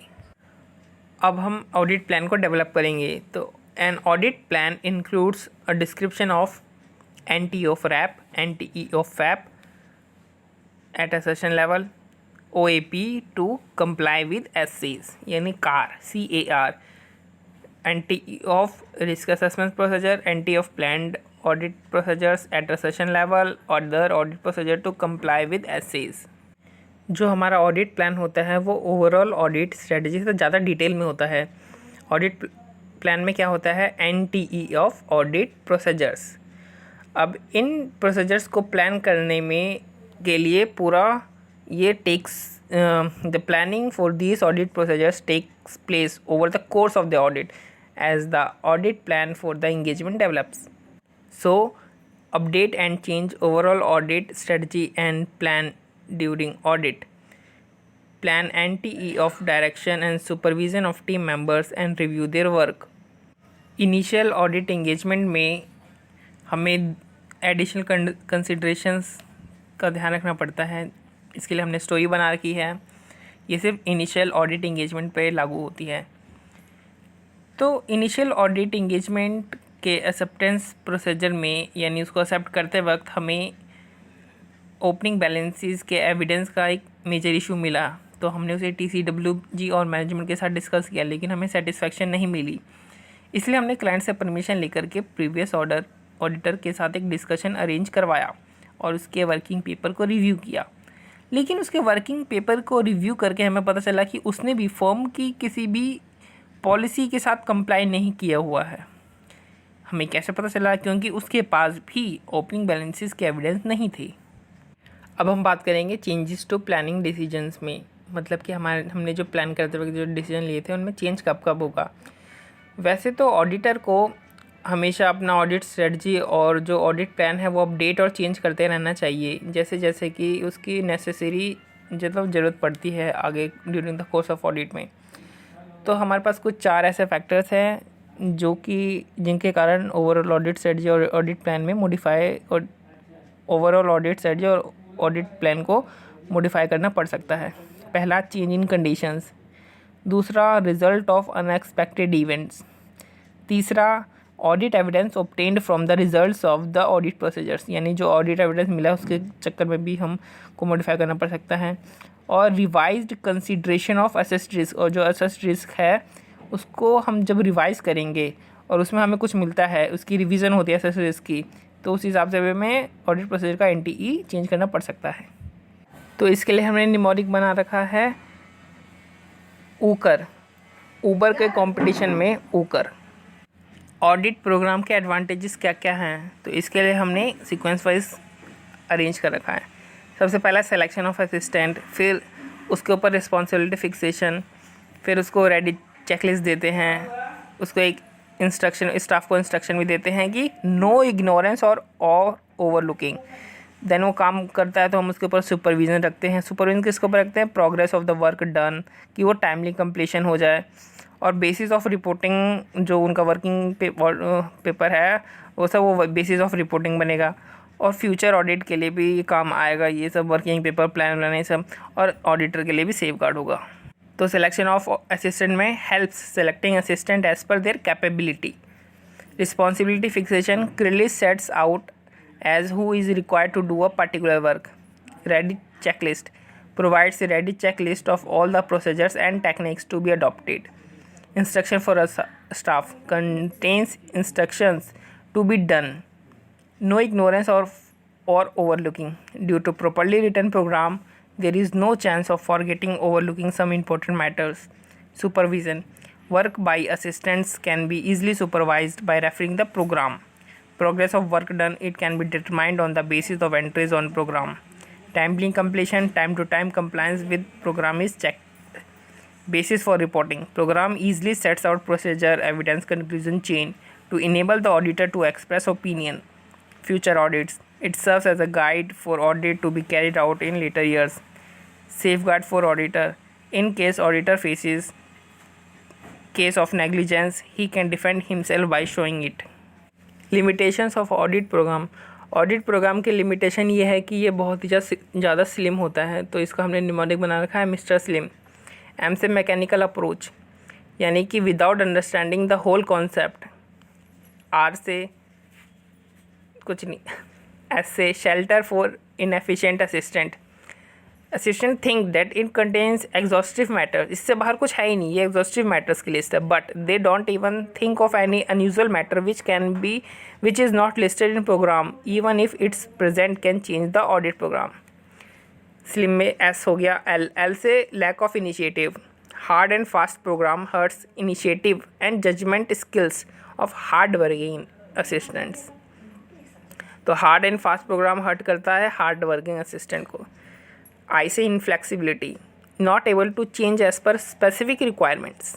किसी एरिया की कोई अगर स्पेसिफिक रिक्वायरमेंट है तो उसके हिसाब से चेंज करना बड़ा मुश्किल हो जाता है ऑडिट प्रोग्राम में, क्योंकि ऑडिट प्रोग्राम रिजिड होता है, इसी के हिसाब से चलना पड़ता है ना। M monotonous, talented staff frustrated due to anonymity in program, तो इसका है मिस्टर स्लिम। एम से मैकेनिकल अप्रोच, आर साइलेंट है, एस से shelter for inefficient assistant, L से लैक ऑफ इनिशिएटिव, आई से इनफ्लेक्सिबिलिटी, एम से मोनोटोनस। अब ऑडिट प्रोग्राम के हमने एडवांटेजेस पढ़े, अब हम ऑडिट प्रोग्राम के डिसएडवांटेजेस पढ़ेंगे। तो इसकी स्टोरी है कि ऑडिट प्रोग्राम का डिसएडवांटेज ये है कि ये सिर्फ तभी सूटेबल है जब मिनिमम रिक्वायरमेंट को पूरा किया जाए, और कभी कभी ऐसा करने के लिए बिजनेस ऑपरेशंस को चेंज भी करना पड़ता है। और ये यानी बिजनेस ऑपरेशन चेंज तभी हो सकता है जब आईसी को रिव्यू करना फ्लेक्सिबल हो। तो कहानी एक बार दोबारा देखते हैं। ऑडिट प्रोग्राम का डिसएडवांटेज ये है कि ये सिर्फ तभी सूटेबल है जब मिनिमम रिक्वायरमेंट को पूरा किया जाए, और मिनिमम रिक्वायरमेंट को पूरा करने के लिए कभी कभी बिजनेस ऑपरेशंस को चेंज भी करना पड़ता है, और बिजनेस ऑपरेशन को चेंज करने के लिए देन जो आईसी का जो रिव्यू हम करते हैं वो फ्लेक्सिबल होना चाहिए। सबसे पहला पॉइंट है सूटेबिलिटी, यानी जो ऑडिट प्रोग्राम है वो कमेंसुरेट करना चाहिए फैक्टर्स के साथ। सूटेबिलिटी के फैक्टर्स कौन कौन से हैं, इसके लिए स्टोरी है कि नेचर का इंटरनल कंट्रोल की एफिशिएंसी इतनी अच्छी है कि वॉल्यूम ऑफ ट्रांजैक्शंस का उसके ऑपरेशन स्केल पर कोई भी असर नहीं पड़ता है। यानी पॉइंट कौन से हैं, nature of the entities business, scale of operation, volume of transactions and the efficiency of internal control. ये सूटेबिलिटी के पॉइंट्स हैं, यानी इन सारे पॉइंट्स के साथ ऑडिट प्रोग्राम सूटेबल होना चाहिए। सेकेंड पॉइंट है review of internal control for change, यानी ऑडिटर जो है वो इंटरनल कंट्रोल को रिव्यू करेगा और उसके चेंजेस का नॉलेज और ऑब्टेन करेगा, नॉलेज, चेंज ऑफ नॉलेज का, ताकि वो वीक स्पॉट को आइडेंटिफाई करे और उसे उसकी और इस नॉलेज का वो अपने ऑडिट प्रोग्राम में उसको रिवाइज करने में यूज़ करे। हमारा तीसरा पॉइंट है चेंज्ड बिजनेस ऑपरेशन। अगर ऑडिटर को कोई भी नई इन्फॉर्मेशन मिली है कि किसी नए लाइन ऑफ बिजनेस के बारे में, किसी नए सिस्टम के बारे में जिसका यूज़ किया जा रहा है पुराने बिजनेस में, तो ऑडिटर उस इन्फॉर्मेशन का यूज़ करेगा मॉडिफाइड ऑडिट प्रोग्राम को मॉडिफाई करने में, उसको दोबारा से या फिर बनाने में। चौथा पॉइंट है फ्लेक्सिबिलिटी। ऑडिटर प्रोग्राम जो है वो स्टीरियोटाइप नहीं होना चाहिए, इसको फ्लेक्सिबल होना चाहिए। इसमें समय समय पर रिवीजन करना चाहिए through change of in circumstances के हिसाब से, और जो हमें नॉलेज मिल रही है, जो नॉलेज में जो अपडेशन हो रही है उसके हिसाब से। पांचवा हमारा है मिनिमम रिक्वायरमेंट। तो जो ऑडिट प्रोग्राम है उसमें मिनिमम टेस्ट और प्रोसीजर जो कैरी आउट करने हैं वो दिया हुआ है उसमें, but they should carry out और undertake test and surprise check consider appropriate even though not provided in the program. तो हमारा 5 कौन कौन सा हुआ, suitability, review of internal controls, changed business operations, flexibility and minimum requirement. अब last आता है डॉक्यूमेंटेशन ऑफ ऑडिट प्लान पे। तो ऑडिट प्लान में हम क्या क्या डॉक्यूमेंट करेंगे कि ओवरऑल स्ट्रेटजी क्या है, ऑडिट प्लान क्या है, सिग्निफिकेंट चेंजेस जो ड्यूरिंग द ऑडिट एंगेजमेंट आया वो कौन कौन से थे, उसके हिसाब से हमने उसके बेसिस पे क्या क्या चेंज किया और रीज़न क्या था चेंज करने का। अब हम देखेंगे ऑडिट प्लान के एग्जांपल्स। तो सबसे पहला एग्जांपल ऑडिटर की रिपोर्ट एंटिटी की फाइनेंशियल स्टेटमेंट के ऊपर, ऑडिटर की अदर रिपोर्ट जो एंगेजमेंट एग्रीमेंट में जो स्पेसिफाई कर रखी है, एक्सेस लेटर्स का डॉक्यूमेंटेशन हो गया। फिर हमारे पास आता है जो कि डिसीजन मेकर्स के साथ जो डिस्कशन करिए उसकी समरी, या फिर जो ऑडिट कमेटी से अगर हमें किसी तरीके की सर्विस के पहले अप्रूवल लेना है तो उसका प्री अप्रूवल वो देखेंगे। और फिर जो हमने अदर कम्युनिकेशन करी है मैनेजमेंट या TCWG के साथ ऑडिट के स्कोप को, या फिर उसके जो चेंज ऑफ स्कोप है उसको लेकर के। अब हम कुछ फर्दर एक्सप्लेनेशन देख लेते हैं। सबसे पहला इसमें आता है ओवरऑल ऑडिट स्ट्रेटजी। तो जो डॉक्यूमेंटेशन है ओवरऑल ऑडिट स्ट्रेटजी की, उसमें क्या होगा, वो एक रिकॉर्ड होता है कि डिसीजंस का, जिसे हम ज़रूरी समझते हैं, उसका रिकॉर्ड होता है प्लान करने के लिए, ऑडिट को परफॉर्म करने के लिए, और जो सिग्निफिकेंट मैटर्स हैं वो एंगेजमेंट जो हमारी टीम है उसके साथ कम्युनिकेट करने के लिए। तो ये होती है ओवरऑल स्ट्रेटजी, एक तरीके का रिकॉर्ड होता है, डिसीजंस जो हमने लिए हैं उसको हम डॉक्यूमेंट कर देते हैं, डिसीजन रिगार्डिंग प्लानिंग, ऑडिट, और जो कम्युनिकेट किया हमने अपने एंगेजमेंट टीम को जो बातें बताई हैं। दूसरा है हमारा ऑडिट प्लान से रिलेटेड। तो ऑडिट प्लान क्या होता है, ये रिकॉर्ड होता है NTE ऑफ फैप का एट असर्शन लेवल जो होता है फैप उसका, in response to assess risk. और ये जो रिकॉर्ड होता है ये प्रॉपर प्लानिंग का होता है कि ऑडिट प्रोसीजर की प्रॉपर प्लानिंग की गई है, इसका एक रिकॉर्ड होता है जिसको बाद में रिव्यू करते हैं और परफॉर्मेंस के पहले इसकी अप्रूवल ली जाती है कि हाँ यही प्रोसीजर जो है उसको परफॉर्म करना है। जो ऑडिटर है वो स्टैंडर्ड ऑडिट प्रोग्राम्स यूज़ कर सकता है, या ऑडिट कंप्लीशन चेकलिस्ट यूज़ कर सकता है ऑडिट प्लान के डॉक्यूमेंटेशन के लिए करने के लिए, या फिर टेलर्ड जो होता है नीड के बेसिस पे वो अपना खुद का बना सकता है, उसमें चेंजेस कर सकता है। अब है सिग्निफिकेंट चेंजेस का। तो ये एक रिकॉर्ड होता है सिग्निफिकेंट चेंज का कि ऑडिट ओवरऑल ऑडिट स्ट्रेटजी और जो ऑडिट प्लान है उसमें क्या क्या चेंज हमने किए, और उसके कारण जो रिजल्टिंग चेंज हुआ हमारी planned NTE of audit procedures का, उसमें क्या प्लान हुआ। हमें बताना पड़ेगा कि हमने सिग्निफिकेंट चेंजेस क्यों किए और जो फाइनली हमने कौन सा ऑडिट प्लान को अडॉप्ट किया। ये सिग्निफिकेंट चेंज का जो डॉक्यूमेंटेशन है ये रिफ्लेक्ट करता है अप्रोप्रिएट रिस्पॉन्स को, जो कि हमने सिग्निफिकेंट चेंज जो अकर हुए ड्यूरिंग द ऑडिट उसके रिस्पॉन्स में हमने जो किया है। तो एक बार दोबारा बोलता हूँ, जो भी हमने अपने ओवरऑल ऑडिट स्ट्रेटजी और ऑडिट प्लान में जो सिग्निफिकेंट चेंज किए हैं ये उसका एक रिकॉर्ड है। और फाइनली हमने कौन सा जो ऑडिट प्रोसीजर है उसको अप्लाई किया है ये उसका भी रिकॉर्ड है। ये 1 2 3 start.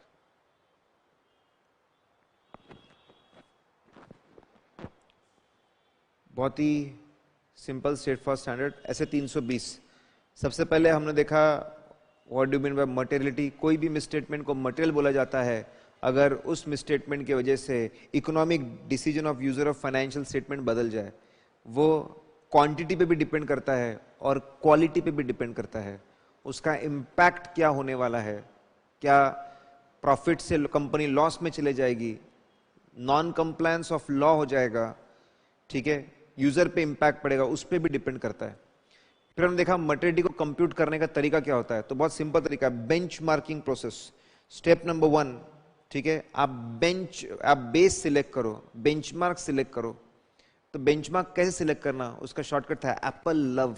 Apple love will be useful to select the benchmark. A stand for attention of the user. अगर उनका अटेंशन प्रॉफिट पे है तो प्रॉफिट को लो, टर्नओवर पे है तो टर्नओवर को लो, ठीक है, टोटल एसेट पे तो टोटल एसेट पे लो। अटेंशन पे डिपेंड करता है। बिजनेस एंटिटी में अटेंशन प्रॉफिट पे होता है, आपके गवर्नमेंट ऑर्गेनाइजेशन में अटेंशन टर्नओवर पे होता है, करेक्ट। और आपके जो चैरिटेबल ऑर्गेनाइजेशन है उसमें टोटल एसेट्स पे होता है।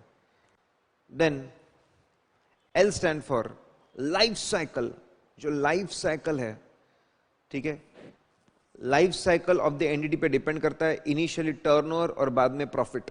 इकोनॉमिक एनवायरनमेंट पे डिपेंड करता है, बूम फेज में प्रॉफिट्स, रिसेशन में cash flows. Then O stand for ownership, correct, ownership पे डिपेंड करता है। बड़े शेयर होल्डर्स के लिए अर्निंग इंपॉर्टेंट है, छोटे शेयर होल्डर्स के लिए डिविडेंड इंपॉर्टेंट है। फाइनेंसिंग स्ट्रक्चर पे डिपेंड करता है, डेट ज्यादा कि इक्विटी ज्यादा। डेट ज्यादा तो नेट एसेट्स पे ध्यान दो, अगर इक्विटी ज्यादा तो नेट प्रॉफिट पे ध्यान दो, बदल जाता है। फिर वी स्टैंड फॉर वोलेटिलिटी, जो भी हो ज्यादा वोलेटाइल ना हो, और E for element of financial statement. तो एप्पल लव पे डिपेंड है। Step number 2 is normalization. जब आप मटेरियलिटी कंप्यूट करते हो तो आप पिछले साल का जो डेटा है उसको आप बेस में लेते हो, पिछले साल के डेटा को आप बेस में लेते हो। तो आपको टाइम के लिए एडजस्ट करना पड़ता है, नॉन रिकरिंग आइटम्स के लिए एडजस्ट करना पड़ता है, आपको इकोनॉमिक इंक्रीज के लिए एडजस्ट करना पड़ता है, आपको उसको एमैल्गमेशन मर्जर के लिए एडजस्ट करना पड़ता है, उसको बोलते हैं नॉर्मलाइज करना, एडजस्ट करना। स्टेप नंबर 3, उस पर परसेंटेज अप्लाई करना है। जनरली देखा गया है जैसे जैसे बेस बढ़ता है, profit to assets, asset to turnover, आपका परसेंटेज कम होता जाता है। It depends on sensitivity also, कितना सेंसिटिव है ये असाइनमेंट, आप कितना, ठीक है, रिस्क रखना चाहते हैं, उसके हिसाब से भी परसेंटेज तय होता है। बहुत सेंसिटिव है, कम रिस्क रखना चाहते हो, परसेंटेज कम करते जाओ। That is benchmarking. इसके बाद हमने देखा financial statement level versus area level. Materiality once decided for financial statement level, same materiality will be applicable for every transaction balance and disclosure. Same is generally applicable. But if it is required, you can keep lower materiality. आप lower materiality को रख सकते हैं for specific areas. Specific areas के लिए you can have a lower materiality. बोले example दीजिए। Law ने, रेगुलेशन ने, एफआरएफ ने सेपरेट डिस्क्लोजर लगाए नोट्स टू अकाउंट्स में। लोग आंखें फाड़ फाड़ के वो देख रहे हैं, बराबर बहुत ज्यादा इंपॉर्टेंस दे रहे हैं। उसकी मटेरियलिटी आप 40 लाख कर दो, 1 करोड़ 40 लाख पे आ जाओ। इंडस्ट्री में कुछ चीजों को, फार्मा इंडस्ट्री में रिसर्च एंड डेवलपमेंट पे बहुत ध्यान देते, ऑटोमोबाइल इंडस्ट्री में प्रोडक्ट रिकॉल कॉस्ट पे बहुत ध्यान देते, एफएमसीजी में एडवर्टीजमेंट एक्सपेंस पे बहुत ध्यान देते। तो वो खर्चों की मटेरियलिटी 40 लाख कर दो। इंडस्ट्री से छोटा न्यू बिजनेस एस्पेक्ट्स, नए प्रोडक्ट है, नया बिजनेस एस्पेक्ट है, उसकी मटेरिटी कम कर दो। फिर यहां से मांगे performance मटेरिटी। Audit is not full proof, कितनी भी मेहनत कर लो, कितनी भी चेकिंग कर लो, आप रिस्क को जीरो नहीं कर सकते। There will be always some or the other misstatements which will be left out. They are called as undetected misstatement. So part of the maturity level should be left, should be given for undetected misstatement. उसके लिए छोड़ देना चाहिए। And remaining should be used for detected but not corrected, मतलब uncorrected misstatement के लिए remaining use करना चाहिए। जैसे हमने बोला कि 30% छोड़ दो, 70% जो बच गया, 70 लाख जो बच गया, उसको आप लो कि भाई अनकरेक्टेड मिसस्टेटमेंट 70 लाख के अंदर होने चाहिए। उसको हम बोलते हैं परफॉर्मेंस मटेरिटी। प्रैक्टिकल लाइफ में it can B 40 to 90%, 40 to 90% of the original मटेरिटी। So when you design audit procedure, you perform audit procedure, you evaluate misstatement, you report, you use performance materiality. आप performance materiality को use करते हो। ऐसा करने से, ठीक है, ऐसा करने से undetected plus uncorrected misstatement will remain within overall materiality, उसके अंदर रहेगा। फिर performance materiality के हम आगे बढ़े, फिर हमने पढ़ा revision। yes, maturity is decided first at the time of deciding audit strategy. Audit strategy के ऊपर डिपेंड करता है। But then if when you as you keep getting additional information, it can change. हमने इसका एग्जाम्पल देखा। We saw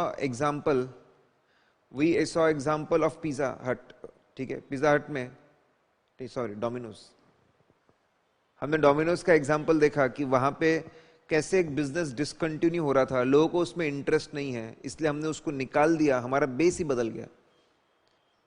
तो because of change in base आपका बदल गया, from profit before tax to profit before tax, from continuing operation, volume of the base बदल गया, तो आपकी मटेरियलिटी बदल सकती है। फिर कभी कभी एरिया लेवल मटेरियलिटी बदल जाती है। कोई एरिया में नए डिस्क्लोजर्स लग गए, नई रिपोर्टिंग लग गई, उस एरिया की मटेरियलिटी कम कर दे।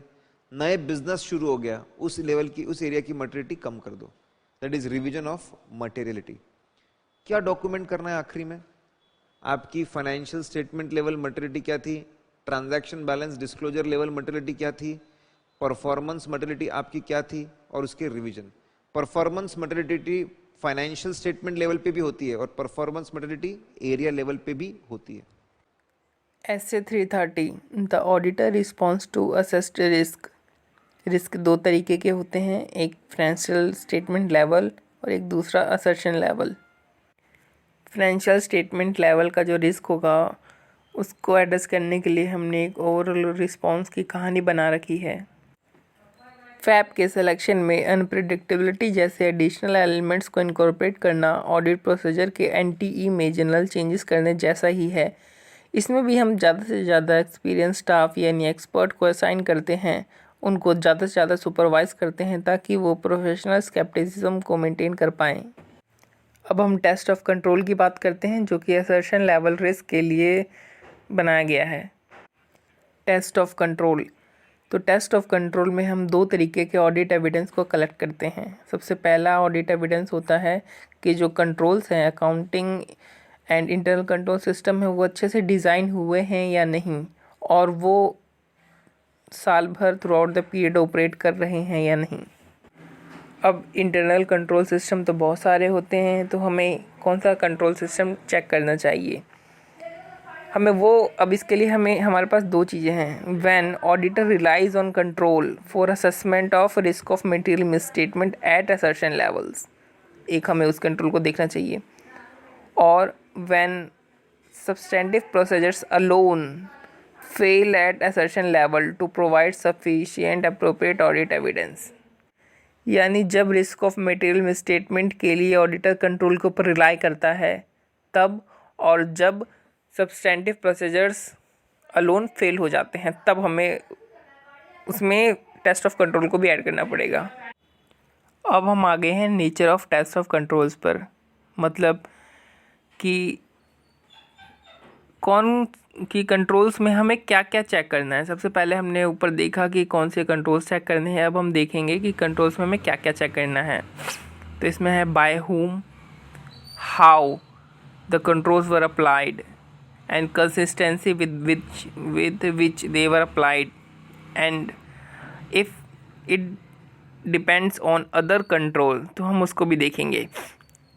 हम इन सब को चेक करते वक्त इंक्वायरी यूज़ करेंगे और इंक्वायरी के साथ साथ अदर ऑडिट प्रोसीजर्स भी यूज़ करेंगे इंस्पेक्शन और रीपरफॉर्मेंस के लिए। अब हम बात करेंगे extent of test of controls की, मतलब कि हम कितना डीप में जो भी हम चेक करेंगे ऊपर, वो हम कितना डीप में चेक करेंगे। इसके लिए हमने एक कहानी बना रखी है कि टेस्ट ऑफ अदर कंट्रोल्स के ऑडिट एविडेंस की रिलेवेंस एंड रिलायबिलिटी इस बात पर डिपेंड करती है कि एक स्पेसिफिक टाइम लेंथ में एक्सपेक्टेड रेट ऑफ डेविएशन की फ्रीक्वेंसी कितनी है। अब हम बात करेंगे timing of test of controls की, मतलब टेस्ट ऑफ कंट्रोल की टाइमिंग कितनी होनी चाहिए। तो इसमें लिखा है the auditor shall test controls for the particular time or through out the period for which the auditor intends to rely on this control, यानी कि period for which the auditor intends to rely on these controls using audit evidence obtained in previous audits, मतलब कि अगर previous audit में हमें कोई audit evidence मिला था, क्या हम अब उसका इस ऑडिट में, करंट ऑडिट में यूज़ कर सकते हैं कि नहीं। ये डिपेंड करता है दो चीज़ों पे, इफ़ेक्टिवनेस पे और रिस्क पे। इफ़ेक्टिवनेस के 3 एलिमेंट्स होते हैं, जनरल आईटी कंट्रोल का effectiveness, other elements of internal control का effectiveness, control and its application by entity इसका इफ़ेक्टिवनेस। यानी इफ़ेक्टिवनेस मेजरली कंट्रोल्स के ऊपर डिपेंड करता है, general IT control, other element of internal control और control and its application by entity. और दूसरा है रिस्क। रिस्क के भी 3 एलिमेंट है, चेंज इन सर्कमस्टेंसेस का रिस्क, मटेरियल मिसस्टेटमेंट का रिस्क यानी रिस्क ऑफ मटेरियल मिसस्टेटमेंट, और लास्ट में है कैरेक्टरिस्टिक्स ऑफ कंट्रोल, मतलब कि मैनुअली है या ऑटोमेटिक है। अब नेक्स्ट है कि auditor plans to rely on previous year evidence on test of controls. अब यहाँ पर जो ऑडिटर है वो डिसाइड करता है कि वो प्रीवियस ईयर ऑडिट एविडेंस पर रिलाई करेगा, लेकिन उसके पहले उसको ये जान लेना चाहिए कि क्या whether previous year evidence still holds its relevance. इस क्वेश्चन का आंसर मिलने पर ही उसको यूज़ करना चाहिए। अब इस क्वेश्चन का आंसर के लिए उसको देखना पड़ेगा कि whether significant changes in controls have occurred after the previous year audit. अगर चेंजेस हुए हैं तब तो उसे टेस्ट ऑफ कंट्रोल परफॉर्म करना चाहिए, इस साल का भी अलग से ऑडिट एविडेंस इकट्ठा करना चाहिए। लेकिन अगर सिग्निफिकेंट चेंजेस प्रीवियस ऑडिट के बाद से नहीं हुए हैं तो उसे हर ऑडिट के लिए कुछ कुछ कंट्रोल्स पे टेस्ट करना चाहिए, और ऑडिटर इस तरीके से टेस्ट करेगा कि सारे टेस्ट 3 साल के अंदर अंदर कंप्लीट हो जाएं। मतलब कि इस साल अगर आपने कुछ टेस्ट किया तो नेक्स्ट 2 साल छोड़ दो, फिर तीसरे साल उसी टेस्ट को दोबारा परफॉर्म करो। Evaluating the operating effectiveness of controls when deviations from controls upon which the auditor intends to rely are detected, the auditor shall make specific inquiries to understand these matters and their potential consequences। मतलब कि अगर auditor को deviations मिलता है control में जिनके ऊपर कि उन्हें रिलाई करना था, तो ऑडिटर स्पेसिफिक इंक्वायरी करेगा कि ये मैटर कौन कौन से हैं, उनके पोटेंशियल कॉन्सिक्वेंसेस क्या हो सकते हैं। तो मतलब ऑडिटर 2 चीज़ करेगा, specific inquiries to understand this matter and their potential consequences. तो हमने जो first part understand this matters इससे हमने बना रखा कि अंडरस्टैंड करेगा अप्रोप्रिएट है कि नहीं है रिलायंस, अप्रोप्रिएट बेसिस है कि नहीं रिलायंस का, और दूसरा अंडरस्टैंड करेगा रिक्वायरमेंट ऑफ एडिशनल टेस्ट ये है कि नहीं है। और जो सेकंड पोर्शन था एंड देयर पोटेंशियल कॉन्सिक्वेंसेस का, उसमें वो पोटेंशियल रिस्क के लिए वो क्या करेगा, सब्सटेंटिव प्रोसीजर को फॉलो करेगा। अब हम इस स्टेटमेंट की बात करते हैं। अगर substantive audit procedure misstatement detect नहीं करता है, तो इसका मतलब ये बिल्कुल भी नहीं है कि इंटरनल कंट्रोल सिस्टम जो है वो इफेक्टिव है और बिल्कुल भी मटेरियल मिसस्टेटमेंट नहीं है। अगर कोई आईसीएस में अगर कोई वीकनेस मिलती है तो हम उसे स्टैंडर्ड ऑफ ऑडिटिंग के अनुसार मैनेजमेंट और टीसीडब्ल्यूजी को टाइमली बेसिस पर कम्युनिकेट कर देंगे। हमारा लास्ट टॉपिक है designing and performing substantive procedures. अब जो सब्सटेंटिव प्रोसीजर्स है वो डिज़ाइन और परफॉर्म किए जाएंगे irrespective of the assessment of risk of material misstatement and test of control. मतलब भले ही रिस्क ऑफ मटेरियल मिसस्टेटमेंट और टेस्ट ऑफ कंट्रोल का असेसमेंट कुछ भी कहे, we will design and perform substantive procedures for each material class of transactions, account balance and disclosure. मतलब कि हर हाल में सब्सटेंटिव प्रोसीजर मटेरियल आइटम के लिए डिज़ाइन और परफॉर्म करने हैं। तो इससे हमें क्या पता चलता है रिस्क ऑफ मटेरियल मिसस्टेटमेंट का असेसमेंट और टेस्ट ऑफ कंट्रोल के बारे में। मतलब ये है कि रिस्क ऑफ मटेरियल मिसस्टेटमेंट है वो काफ़ी जजमेंटल है and may not identify all risk of material misstatement. और दूसरा टेस्ट ऑफ कंट्रोल, तो उसमें ऑलरेडी इनहेरेंट लिमिटेशंस तो होती ही हैं, जैसे कि मैनेजमेंट ओवरराइड कर सकता है। इसलिए हम इन दोनों पर भरोसा नहीं करेंगे और हमेशा मटेरियल आइटम्स के लिए सब्सटेंटिव प्रोसीजर को डिज़ाइन और परफॉर्म करेंगे। टेस्ट ऑफ कंट्रोल्स का क्या इफेक्ट होगा सब्सटेंटिव प्रोसीजर्स पे? वैसे तो टेस्ट ऑफ कंट्रोल से फ़र्क नहीं पड़ेगा, हमें हर मटेरियल आइटम के लिए सब्सटेंटिव प्रोसीजर को डिज़ाइन परफॉर्म करना पड़ेगा। लेकिन अगर टेस्ट ऑफ कंट्रोल से हमें अनसेटिस्फैक्ट्री रिजल्ट्स नहीं मिलते हैं तो हमें एक्सटेंड जो होता है सब्सटेंटिव प्रोसीजर्स का उसे बहुत ज़्यादा इंक्रीज़ करना पड़ेगा। Types of substantive test. अब सब्सटेंटिव टेस्ट 3 तरीके के होते हैं। ये ऑडिटर के ऊपर डिपेंड करता है कि ऑडिटर इन 3 टेस्ट में से सर्कमस्टेंसेस के बेसिस पर कौन सा जो है वो टेस्ट अप्लाई करता है। एक में है कि सिर्फ हम परफॉर्म करेंगे सब्सटेंटिव एनालिटिकल प्रोसीजर्स, दूसरा है कि सिर्फ हम टेस्ट ऑफ डिटेल्स परफॉर्म करेंगे, तीसरा है कि कॉम्बिनेशन इन दोनों का परफॉर्म करेंगे। तो मतलब कि टाइप्स ऑफ सब्सटेंटिव टेस्ट हो गए 3 तरीके के। और सब्सटेंटिव एनालिटिकल प्रोसीजर्स यानी एसएपी को भी हम सब्सटेंटिव टेस्ट की तरह परफॉर्म कर सकते हैं। और ये मेजरली तब परफॉर्म किया जाता है जब वॉल्यूम ऑफ ट्रांजैक्शन जो होता है बहुत ज़्यादा होता है और ये काफ़ी प्रेडिक्टेबल आइटम्स के लिए यूज़ किया जाता है एसएपी। यानी 2 चीज़ें, जब वॉल्यूम लार्ज हो और आइटम जो है प्रेडिक्टेबल हो। अब बात करते हैं टेस्ट ऑफ डिटेल्स की। तो जो टेस्ट ऑफ डिटेल्स है वो डिपेंड करता है कि असर्शन और रिस्क का नेचर क्या है। यानी कि टेस्ट ऑफ डिटेल्स की डिज़ाइनिंग में रिस्क और असर्शन का नेचर बहुत मेजर रोल प्ले करता है। अगर हम टीओडी देखें रिलेटेड टू एग्जिस्टेंस, तो हमें लिस्ट से एक्चुअल को कंपेयर करना पड़ेगा। वही अगर हम टीओडी देखें कंप्लीटनेस के लिए, तो हमें एक्चुअल से लिस्ट क्यों करना पड़ेगा। यानी एग्जिस्टेंस में लिस्ट टू एक्चुअल और कंप्लीटनेस में actual to list. Closing process. Substantive process में क्लोजिंग प्रोसेस फाइनेंशियल स्टेटमेंट की क्लोजिंग प्रोसेस को भी इंक्लूड किया जाता है। क्लोजिंग प्रोसेस के दौरान हम क्या करेंगे कि जो मतलब क्लोजिंग प्रोसेस के दौरान कौन कौन से सब्सटेंटिव प्रोसीजर को यूज़ किया जाता है। एक क्लोजिंग प्रोसेस के दौरान हमें देखेंगे कि जो फाइनेंशियल स्टेटमेंट है वो रिकॉर्ड के साथ कंसाइल कर रहे हैं कि नहीं कर रहे हैं, रिकंसाइल कर रहे हैं कि नहीं कर रहे हैं। और जो मटेरियल जर्नल एंट्रीज़ हैं और अदर एडजस्टमेंट्स हैं उनको भी एग्जामिन करेंगे कि पूरे ऑडिट पीरियड के दौरान कौन कौन से मटेरियल जर्नल एंट्रीज हुई हैं और कौन कौन से उनके ऊपर एडजस्टमेंट्स की गई हैं। 2 3 स्टार्ट। बहुत ही सिंपल सी बात हमने देखी। अगर हमने देखा कि क्लाइंट बाहर से सर्विसेज ले रहा है तो क्लाइंट बन जाएगा यूजर एंटिटी, उसके ऑडिटर हम बन जाएंगे यूजर ऑडिटर और हमको लगाना है SA 402। बाहर के जो लोग हैं जो सर्विसेज दे रहे हैं वो सर्विस ऑर्गेनाइजेशन, उनका ऑडिटर SO ऑडिटर, उसको लगाना है SAE 3402। हमने हमारे एग्जाम्पल में ऐसा देखा है कि हम उस सामने वाले से सैलरी प्रोसेसिंग सर्विसेज ले रहे हैं। हमने बहुत सिंपल सा एग्जाम्पल सेट किया। वो एग्जाम्पल हमने जो देखा उसमें सिंपल था, क्लर्क ट्रिप्लिकेट में चीजें बना रहा था, चेक करने के लिए एचआर हेड के पास दे रहा था, एचआर हेड उसको साइन करने के बाद सीएफओ के पास भेज रहा था, सीएफओ होने के बाद में एक कॉपी एम्प्लॉय को, एक कॉपी कंपनी खुद के पास और एक copy with other information month and पे भेज देते सर्विस ऑर्गेनाइजेशन को। ये जो पहले 1 to 4 स्टेप्स है, ये पूरा काम यूजर एंटिटी में चल रहा है, उसको बोलते हैं complementary user entity control.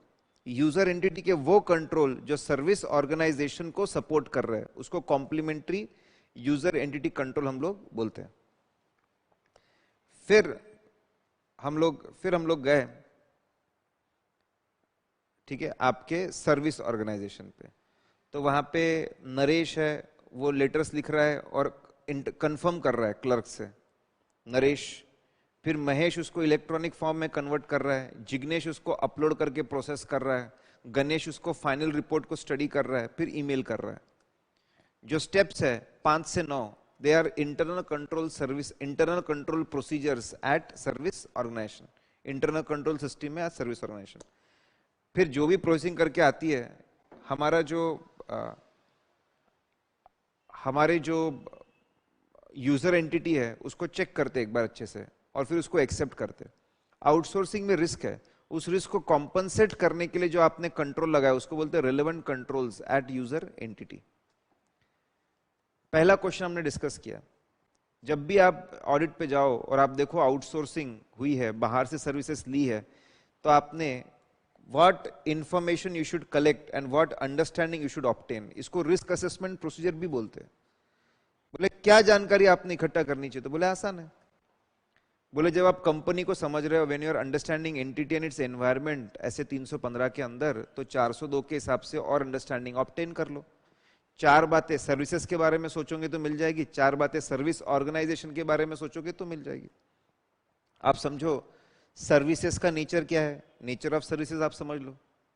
Services का सिग्निफिकेंस क्या है, ठीक है, सिग्निफिकेंस समझ लो, कितना इंपॉर्टेंट है एंटिटी के लिए, व्हाट इज सिग्निफिकेंस, आगे जाके पूरा क्वेश्चन है उसके ऊपर। फिर उसके बाद में इसका इंपैक्ट, सर्विसेज का इंपैक्ट क्या है on internal control systems. Photogenic memory भी होनी चाहिए, तीसरे नंबर पे क्या था, इंटरनल कंट्रोल सिस्टम्स पे इंपैक्ट क्या है वो भी आप समझ लो। फिर उसके बाद में सर्विसेज का इंपैक्ट क्या है on transactions and balances, nature of transaction balances, उसकी मटेरियलिटी, कि भाई सैलरी, बोनस, कमीशन, पेंशन किस किस पे इंपैक्ट है वो समझ लो। तो सर्विसेज के बारे में सोचोगे तो 4 बातें आपको याद आ जाएगी। फिर आप सोचो सर्विस ऑर्गेनाइजेशन के बारे में, सर्विस ऑर्गेनाइजेशन के साथ रिलेशनशिप क्या है, is it independent third party, is it a group company, is it a subsidiary. फिर सर्विस ऑर्गेनाइजेशन के साथ में कॉन्ट्रैक्चुअल टर्म्स क्या है, वो अग्रीमेंट पढ़ लो, अग्रीमेंट एमओयू वो पढ़ो। फिर उसके साथ में डिग्री ऑफ इंटरेक्शन क्या है, कितना इंटरेक्शन होता है, जितना इंटरेक्शन उतनी गलती कम।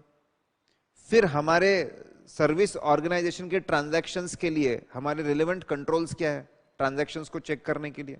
ये 4 बातें, ये 4 बातें समझ लो, इतनी अंडरस्टैंडिंग आप ऑब्टेन कर लो। ये अंडरस्टैंडिंग ऑब्टेन करके आपको समझ में आ जाएगा कहां पे गलती होने के चांसेस है। फिर ये सब पूरा काम कर रहे यूजर एंटिटी में बैठ के। कभी कभी यूजर एंटिटी में बैठ के नहीं मिलती जानकारी, तो बोले क्या करो, बोले कुछ नहीं, बहुत आसान 4 बातें। पहला फोन मारो, सर्विस ऑर्गेनाइजेशन के लोगों से पूछो, we want additional information from your side, we want to understand कि तुम काम कैसे करते हो। और मेहनत करनी है, उनका जो ऑडिटर होगा ना उससे टाइप 1 टाइप 2 रिपोर्ट मंगा लो। और मेहनत करनी है, अपॉइंट अनदर ऑडिटर को सेंड करो, बेटा जाके तू चेकिंग करके कंट्रोल्स चेक करके जैसे मैं तेरे को बोलूं। और ही मेहनत करनी है तो गो एंड विजिट, जाके आप विजिट कर लो, you should go and visit. ये बात समझिए आपको, इज दिस पॉइंट क्लियर? तो बहुत ही सिंपल, ठीक है, बहुत सिंपल स्ट्रेट फॉरवर्ड। फिर उसके बाद में तो ये कभी कभी साथ में लिख सकता है, 5 मार्क का आंसर तो लिख देना चाहिए साथ में। नाउ फिर हम यहां से आगे बढ़े, कौन से फैक्टर्स पे डिपेंड करता है, कौन से फैक्टर्स पे ये डिपेंड करता है कि जो सर्विसेज है वो ऑडिट के लिए रेलेवेंट है कि नहीं, मतलब ऑडिट में उसकी चेकिंग करनी चाहिए कि नहीं करनी चाहिए, कौन से फैक्टर्स पे डिपेंड करता है।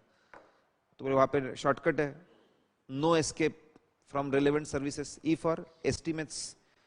अगर सर्विसेज का इंपैक्ट है सिग्निफिकेंट अकाउंटिंग एस्टिमेट्स और उसके डिस्क्लोजर्स पे, तो वो रेलेवेंट सर्विसेज है. S stand for significant. Significant for financial statement.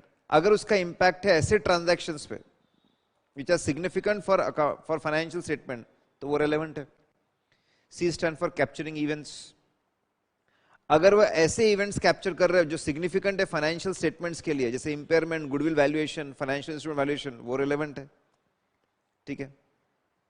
Then A stand for accounting. Accounting process, accounting initiation, processing, storage, accounting transactions, accounting records, electronic manual, जो भी हो उसके ऊपर उसका इंपैक्ट है कि अकाउंटिंग इनिशिएट कैसे होती है, प्रोसेस कैसे होती है एंड सो ऑन, उसमें इन्वॉल्व है, तो डेफिनेटली रेलेवेंट है.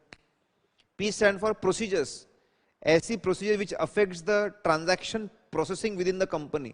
परचेस के प्रोसेसिंग पे इंपैक्ट है, सेल्स के प्रोसेसिंग पे इंपैक्ट है, प्रोडक्शन पे इंपैक्ट है, फिर रिलेवेंट है.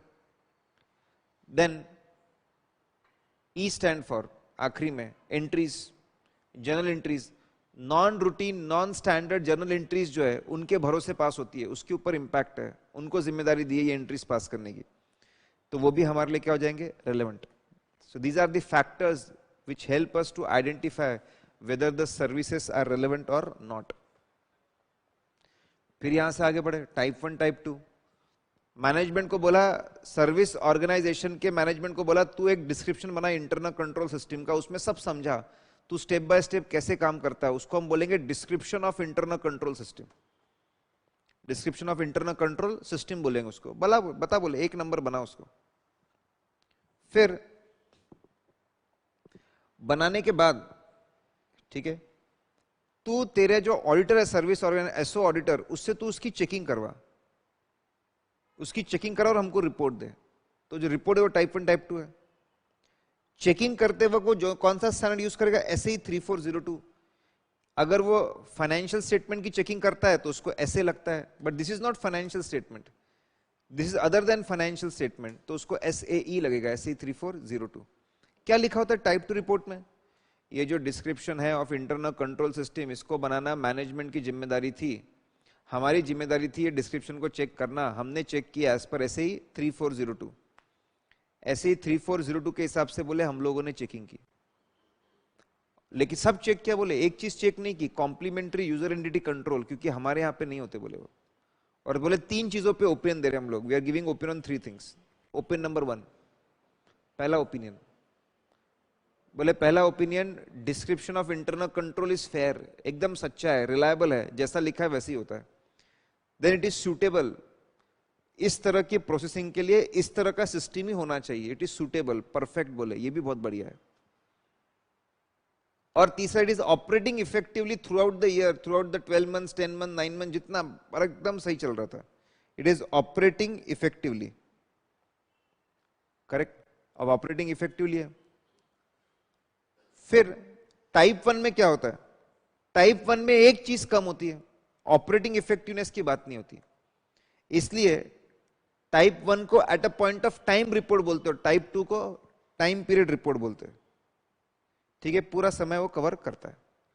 फिर यहां से आए गए, आखिरी था सब सर्विस ऑर्गेनाइजेशन. पहले समझाओ कि sometimes we give our work to a third party, that is called service organization. They further give their work to third party, that is called sub service organization. तो ऐसा हो सकता है बोले, पहले समझाओ. तो क्या करना, obtain sufficient understanding. कौन सी अंडरस्टैंडिंग, वही 8 पॉइंट जो हम 8 पॉइंट पहले पढ़ के आए थे, पहले कॉन्सेप्ट में, कॉन्सेप्ट नंबर 1 में जो 8 पॉइंट पढ़ के आए थे, वही पॉइंट पूरे रिपीट कर देना, वैसे ही पॉइंट्स है वहां पर भी, सिमिलर पॉइंट्स आर देयर. फिर बाद में बोलना, अब सब सर्विस ऑर्गेनाइजेशन के कंट्रोल समझना, उसको टेस्ट करना जरूरी है, तो टाइप 1, टाइप 2 रिपोर्ट लेनी चाहिए उसके लिए. अब टाइप 1, टाइप 2 रिपोर्ट में 2 तरह की रिपोर्टिंग हो सकती, 2 methods of reporting. If type 1, type 2 report covers everything about sub service organization, that is called as inclusive report. बहुत बढ़िया, सर्विस ऑर्गेनाइजेशन भी कवर्ड है, सब सर्विस ऑर्गेनाइजेशन भी कवर्ड है. If such report is obtained, then we don't need to perform any other audit procedure about sub-service organization. Those reports are sufficient. वो reports अगर reliable है, अच्छी है, वो काफी, और कुछ नहीं करना पड़ेगा. But if type 1, type 2 carve out method of reporting is followed, सब सर्विस ऑर्गेनाइजेशन के बारे में कोई जानकारी नहीं है, then we have to apply all the audit procedures from SA 402 on sub-service organization also. उस पे भी हमको पूरी चेकिंग करनी पड़ेगी. बंद कर देंगे. 1, 2, 3, स्टार्ट. SA 450 में सबसे पहले हमने ये समझा, सीखा, what do you mean by misstatement? When amount in the financial statement or its classification or its presentation or disclosure is not as per financial reporting framework, it is called as a misstatement. Misstatement can be because of fraud, it can be because of error. What are the sources of misstatement? What are the reasons for statement? Number one, omission of transaction. Misstatements हो सकते हैं omission of transactions के वजह से. If there is no omission, it can happen because of inaccurate gathering or processing data. वो भी अगर सही होगा तो it can happen because of selection and application of inappropriate accounting policies. Policies गलत डाल दिया आपने. वो भी अगर सही रहा तो गलती हो सकती है because of unreasonable accounting estimates. Estimates unreasonable थे. या फिर estimates are inappropriate because of misinterpretation or overlooking. उसकी वजह से.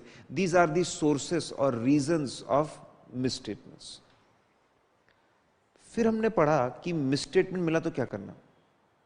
We should accumulate all the misstatements unless they are clearly trivial.